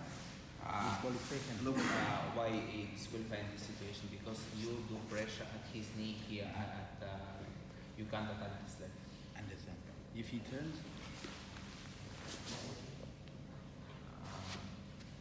But for Gi, it's not because like you do knee reaping and you attack the leg that you reaping. You can't attack the leg that you do knee reaping. This leg can be trapped like this. It's okay. You can attack this leg because this leg is free. Once you attack this leg, it's DQ. It's Looks similar to AOK. it's okay. You can do it. Because this one is considered like a straight block. I see the position in the video from Meow. Yeah. Sometimes the referee get disqualification, sometimes no. But if you like, when you applied it, it was looking like if you like. I don't know. It's maybe he turned a little bit forward. It's okay. Yeah, I think I know what you mean. I think I know what you mean. In some case when was like pressure for lateral of knee. Yeah. Like for example, saying like if I go to knee bar, like this, it's okay. Like I do knee bar, right? But if I do like this, look, I make pressure for By the his side. like lateral side. This is not okay. It's disqualification. Like this, okay. Like this, okay. So it means that if I do the honey hole and I try to do knee bar on the side, but it's on the side, like the knee tap this way, Yeah. it will be fine. Yeah, yeah. Okay. If you do like this and then you have to go to knee bar, it's okay. Just like go to knee bar. ให้ลงตรงล่าง So do here, right? And Yeah. have the honey hole, and then I control. Yeah. And then I move myself to Yeah. be Yeah. on the side, have the knee bar. Now, Still, now still it's okay, normal, right? now it's normal knee bar. Yeah. Okay. It's normal knee bar.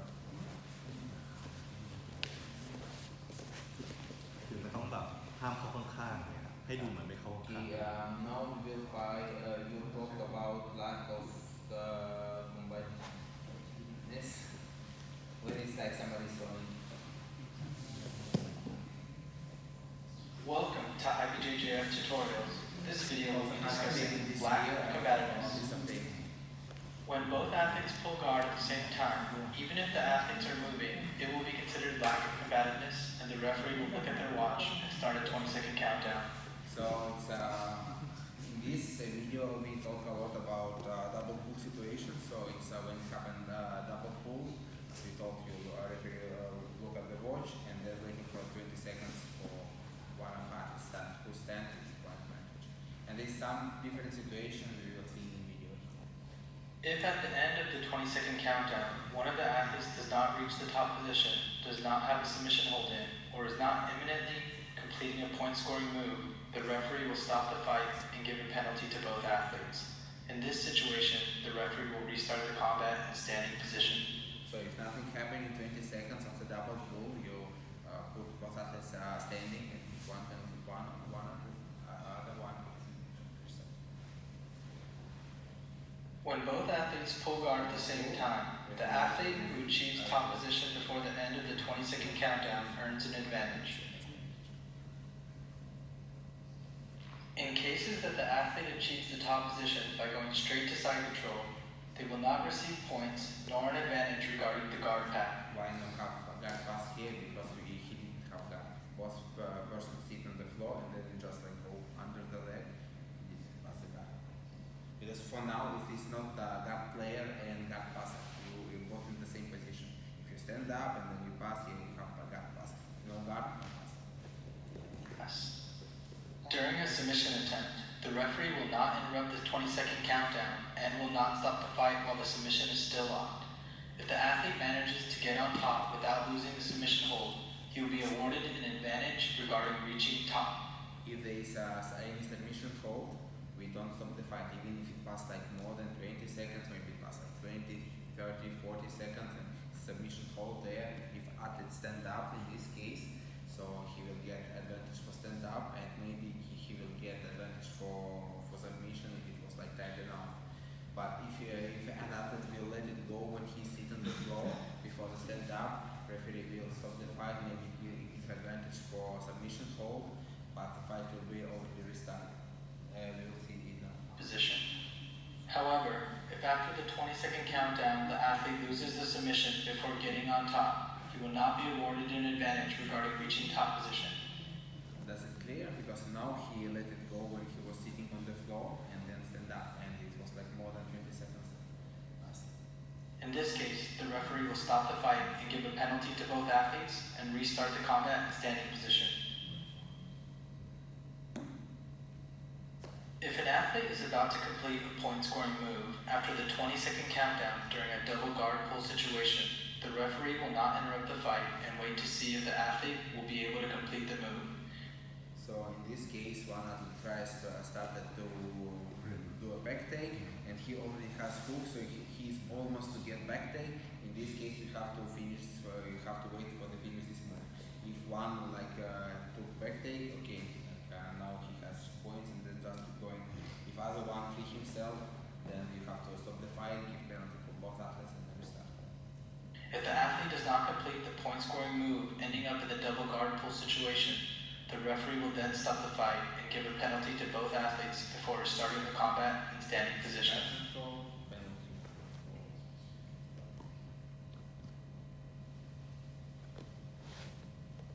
In this example, the athlete in the white gi pulls guard first. Notice that the referee doesn't look at the watch, which means that one of the athletes pulled guard first. With that being said, if the athlete... So as I told, especially it's important for athlete, if referee doesn't watch for didn't look for watch, it means that somebody pull guard first, and in this case we can see white gi pull guard first, then second one seat, and when white gi stand up, it means he did a sweep because he was at the bottom, he did not on the top. that pulled guard first manages to get on top, he will be awarded 2 points for the sweep. If an athlete is in the 50-50 guard position and grips the lapel or the belt, this is new rules, and this year maybe some of you heard about it. First of all, why IBJJF put this rule? Because they don't like 50-50 position when it's like a lapel guard. In this kind, many athletes just stalling there. So how it works now? When we are in 50-50 position, can you take on gear and like I will explain how it works.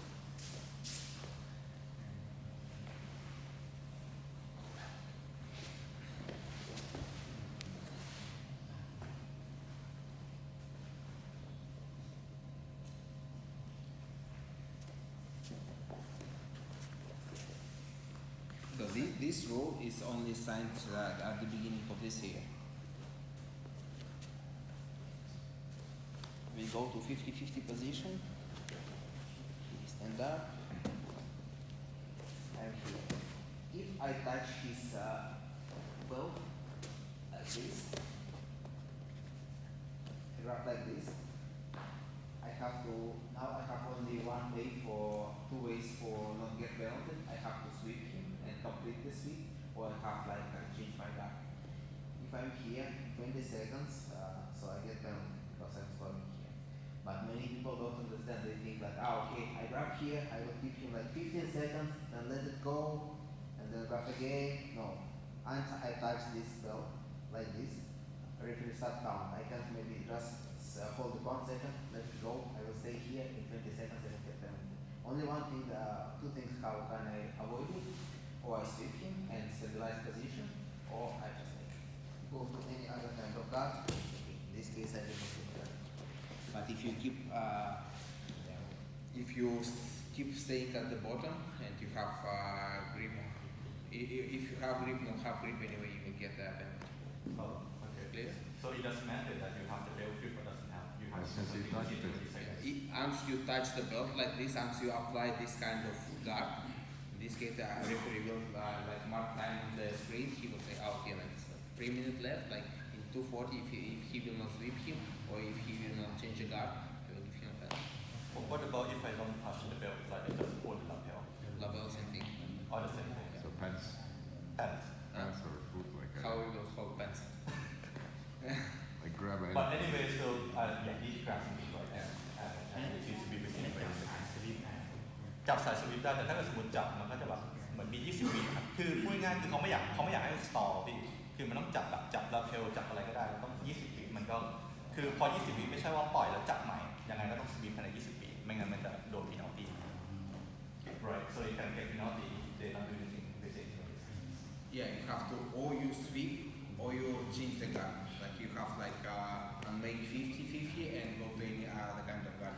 Even if you like here it's like I stand up, I try to stabilize, he go back anyway. A referee only open count and in 20 seconds will get back. What about if both guys on the ground in 50-50? Is it stalling? Yeah, how is it? It's just a normal stalling. I mean, we apply like a rule, but if you don't do anything, you will get back. I have a question from the 50-50.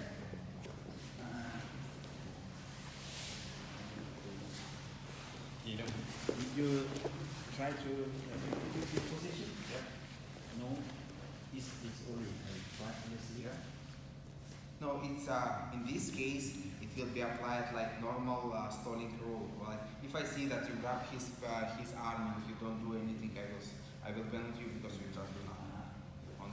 No, I will not apply this rule. I will apply other rule. Like this. Once you touch it, I will mark like 20 seconds. If in 20 seconds you will still in 50-50, even if you let go his lapel, anyway you will get penalty. You only one way, you have to sweep him or change the If I try to sweep, no, try anyway. If you try to sweep, anyway you will get penalty. If you sweep him in stabilized position, you will get 2 points and you will not get penalty. If you're trying anyway, because IBJJF don't want to see this position in the fight. So many others think I just will not do this kind of position, just avoid it. That's why they apply this rule. Of their opponent. The athlete will conduct an athlete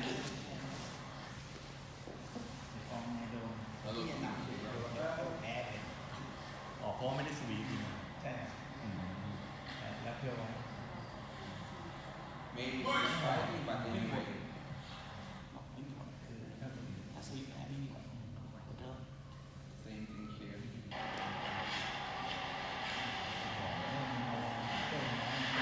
As a referee, you see this situation, you see like what time is it now? Like for example, it's like 4 minutes 30 seconds left. You have to know like 4 minutes 10 seconds left. I will give him a penalty if he will stay in this position.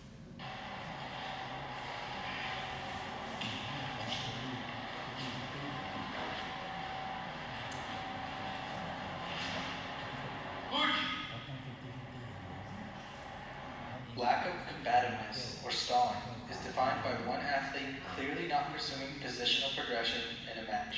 The referee shall count out 20 consecutive seconds, issue the verbal command, luci, and perform the gesture of lack of combativeness. So what is stalling? When I don't looking for progression in the fight. Some people say like, but for example, I'm inside control. Why I have to do something? Yeah, you have to do something because next position you have to go to the mount, to the back take, to the knee and belly. You have there's some more point that you can collect. If you do nothing, you just stay there inside control. You will get penalty. And since this year, IBJJF also changes the rule of stalling because before it was like. At the last year, the rule was like this. I don't fight and I don't let my opponent fight. So at the last year, it was like this. I grab him here, I don't let him fight, and I stay here. That's like this. I will get penalty only in this case. Since this year, it doesn't matter if I don't let him fight or I let him fight. If I do like this, if we stay here and just let down like this, I will get penalty because I'm not looking for the fight. I do nothing. So it doesn't matter if I trap my opponent, not trap my opponent. If I do nothing, if I just like stay, I get penalty. Same situation like for example, when you have guard, I'm here instead of trying to pass, I just like stay here and waiting for something, I will get penalty. คือถ้าเกิดไม่แอคทีฟยังไงก็โดนพินอลตี้อยู่ดีคือเมื่อก่อนมันจะเหมือนเราต้องจับอีกฝั่งหนึ่งไว้แล้วก็โผล่ไว้เฉยแต่นี้คือแบบเขาเรียกว่าคืออยู่เฉยถ้าไม่เล่นก็โดนถ้าไม่แอคทีฟ For example, when an athlete in an opponent's guard does not seek to pass guard and at the same time prevents the opponent from seeking positional progression from guard.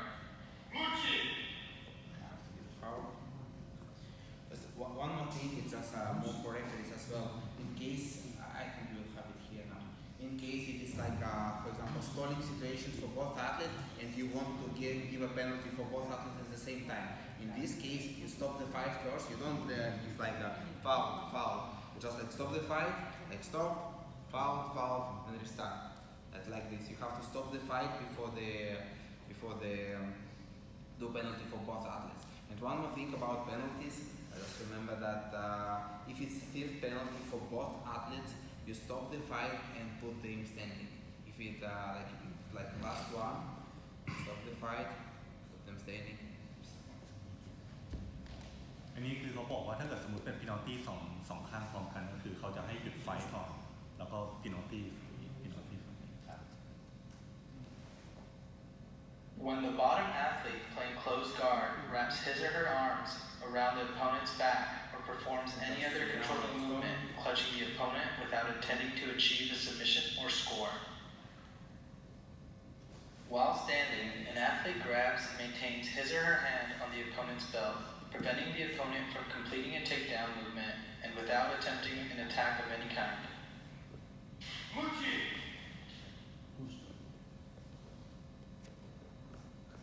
When neither athlete demonstrates combativeness simultaneously during a combat situation.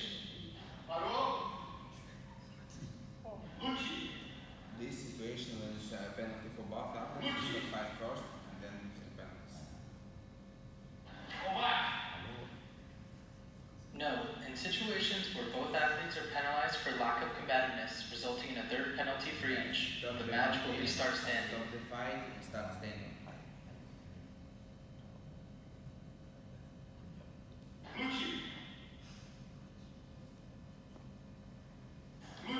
If the athlete has already received penalties for serious fouls on the scoreboard, these penalties will be added to the penalties for lack of combativeness.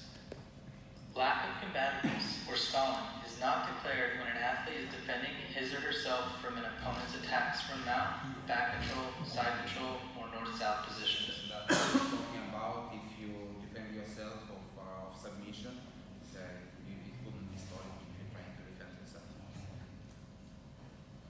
Lack of combativeness will not be considered when an athlete is in mount or back position, as long as the characteristics of the technical position are respected. Mount or correct back take. However, it will be considered lack of combativeness if the athlete, without respecting the characteristics of the technical position, clearly is not pursuing positional progression. In this example, the athlete has the back control but does not have the hooks in place. If you have any questions regarding lack of combativeness, visit IBJJF.com/rules.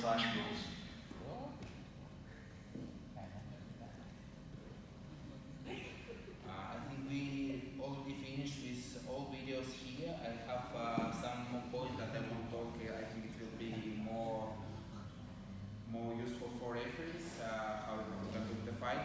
But also, while check things that I will pass for you more, you can just think which kind of question you want to ask me, and we will just try to reproduce some situation about anything, about like any position that we just saw, about like about any things regarding of rules.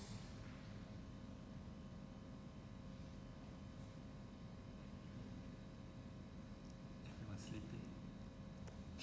Okay, while we're thinking, just like some random topics that may be helpful for referees.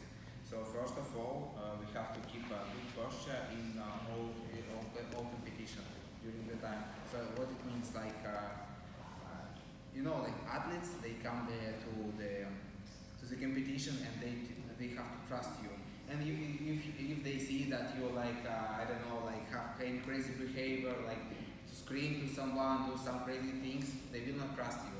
So you have to understand that like I'm here, I'm representing, in case of IBJJF, I'm representing OhanaBJJ.xyz, or I'm representing CM Cup, AGF, anything. So you have to be serious. You can't be like do any crazy things. Second point is about how you have to conduct the fight. If you give any points, you should do it like it's with a lot of confidence. That's just a matter situation. If there's some situation and referee that look like this, he looks like really insecure and give points just like this, he's not sure like maybe it's 2 points, maybe not 2 points. Everyone will double if like I know what I do. So you have to, even if you have doubles, you could just like show like this, like without any double, because you have to be looks like really secure for everyone.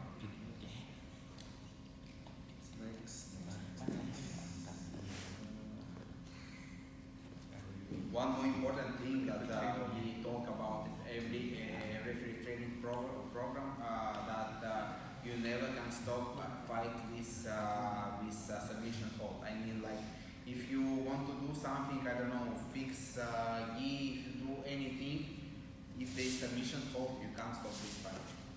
Because like you can't, it's easier to understand, like we can't restart with submission hold.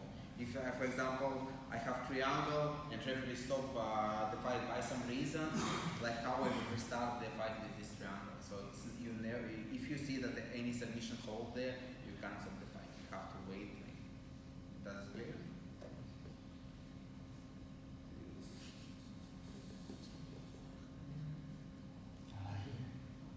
Other thing about points, when you mark points, you all the time watch for the table, because sometimes maybe there's somebody who never worked at the championship, and you mark points for this side, they mark for the other side, and then at the end of the fight, you understand that but I give points for this athlete, but at the screen it's points for other athlete, and you say no, you have to change, but this athlete will say, but it was like 2-0 for me whole fight, like how you change it now? I was just like kind of maintain my position, so it will be really bad situation. And the referee can say, no, but I show for this one, but table mark for the other one. But anyway, it's like it's referee fault, because you have to look all the time at the screen. Like it's not that you have to just focus on the screen, but all the time, like you mark points, you have to be sure that it was like for correct athlete, for you show 2 points, they didn't give like 3 points or 4 points, it was like everything good. You have to like confirm everything at the table. So next.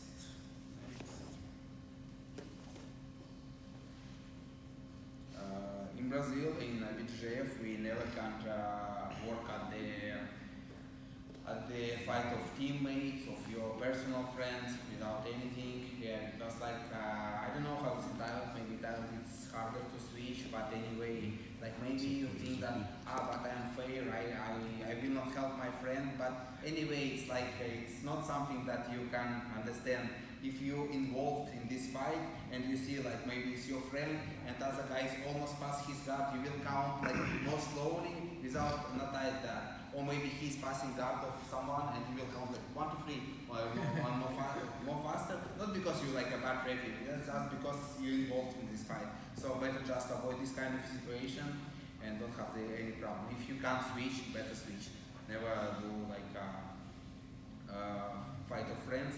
And other thing that it's always good, don't show like that you're friend of someone in the public. As I told, you have to keep your posture. Let's suppose like there's 2 athletes, they prepare to fight, and this athlete is my friend, I come here, I hug him, say, how are you, I'm going to fight, this kind of thing. What his opponent will think, like well, something wrong here, he's friend of referees, so maybe in any difficult situation during the fight, he will say, it's like this because of his friend of referee. He lose by decision, maybe he was worse than another one, but he will think that, but I lose because he's friend of the referee. So just like try to avoid, don't show that you're friends with someone. No, it's okay, you can just like shake hand, talk with someone, but not show like he's like you really close friend of someone.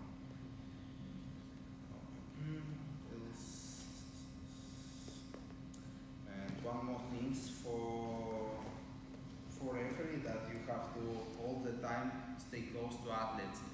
Like sometimes fighting is happening there and referee just stay here, look, and fight go out of the area and they say stop, and like nobody will worry about you because they even don't hear you. You have to stay all the time close to the fighters, and in some case when it's like tatami one close to other one, not very close, you also have to like, maybe he is like one player fighting here and your player is fighting here, you have to defend them, you have to like stay back and be ready that maybe they will fall down at your area, maybe your fighters will fall down to that area, you have to protect athletes. So all the time you have to follow athletes. So athletes fighting, and you just like go one side, other side, try to like circle their pair all the time.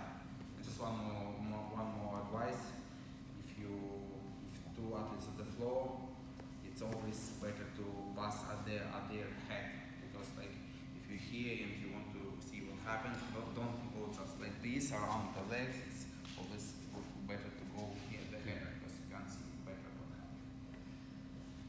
So I think that's all that I was going to pass you. And just one more thing about this video, you can find it YouTube. You can rewatch it after at home. It's you can just put IBJJF rules and you will see this playlist. And there's also some more things that you can use. home you can download rules of book. There's even more information. You go here to rules section, books and videos. You can download this book here, and here you can find everything, all topics that we just taught. You can find all topics, all gestures, all graded, all illegal submissions. And what I recommend you if you want to be like a good referee, like what I did when I started refereeing. I did like this. I just read this book and look, for example, this point. I read this point, and if I'm not sure like that I understand this point, I try to find an answer. I go to YouTube, check some videos there, or maybe I ask someone who is more experienced. So for you, you have to work with this all the time, and all points here should be clear for you. If something like this, you see like when other focusing help, and you understand that you don't understand what it means about, you have to like find someone who will explain you. Because maybe it's something important and you don't understand, you can't, okay, I don't understand, so I'll let it go. You have to like find an answer if you don't know about anything. And one more thing, some people ask me like,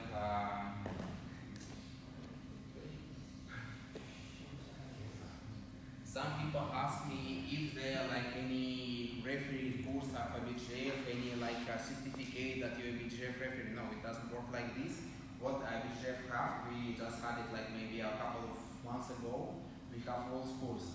So what it means, you can go there, you have more or less same materials that we just passed online, and at the end of this course, you have something like a test. If you pass this test, you will get a certificate, but it's not referee certificate, it's certificate that you pass rules course.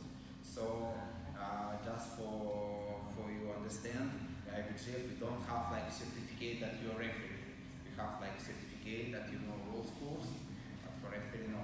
For working in IBJJF, you have to be approved by some coordinator, and like this you will start to IBJJF.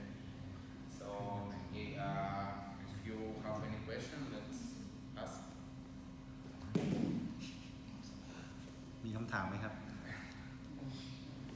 Who want to be a referee? IBJJF first. Seem no. Maybe let's take photo. Yeah. Okay. Done. Thank you very much.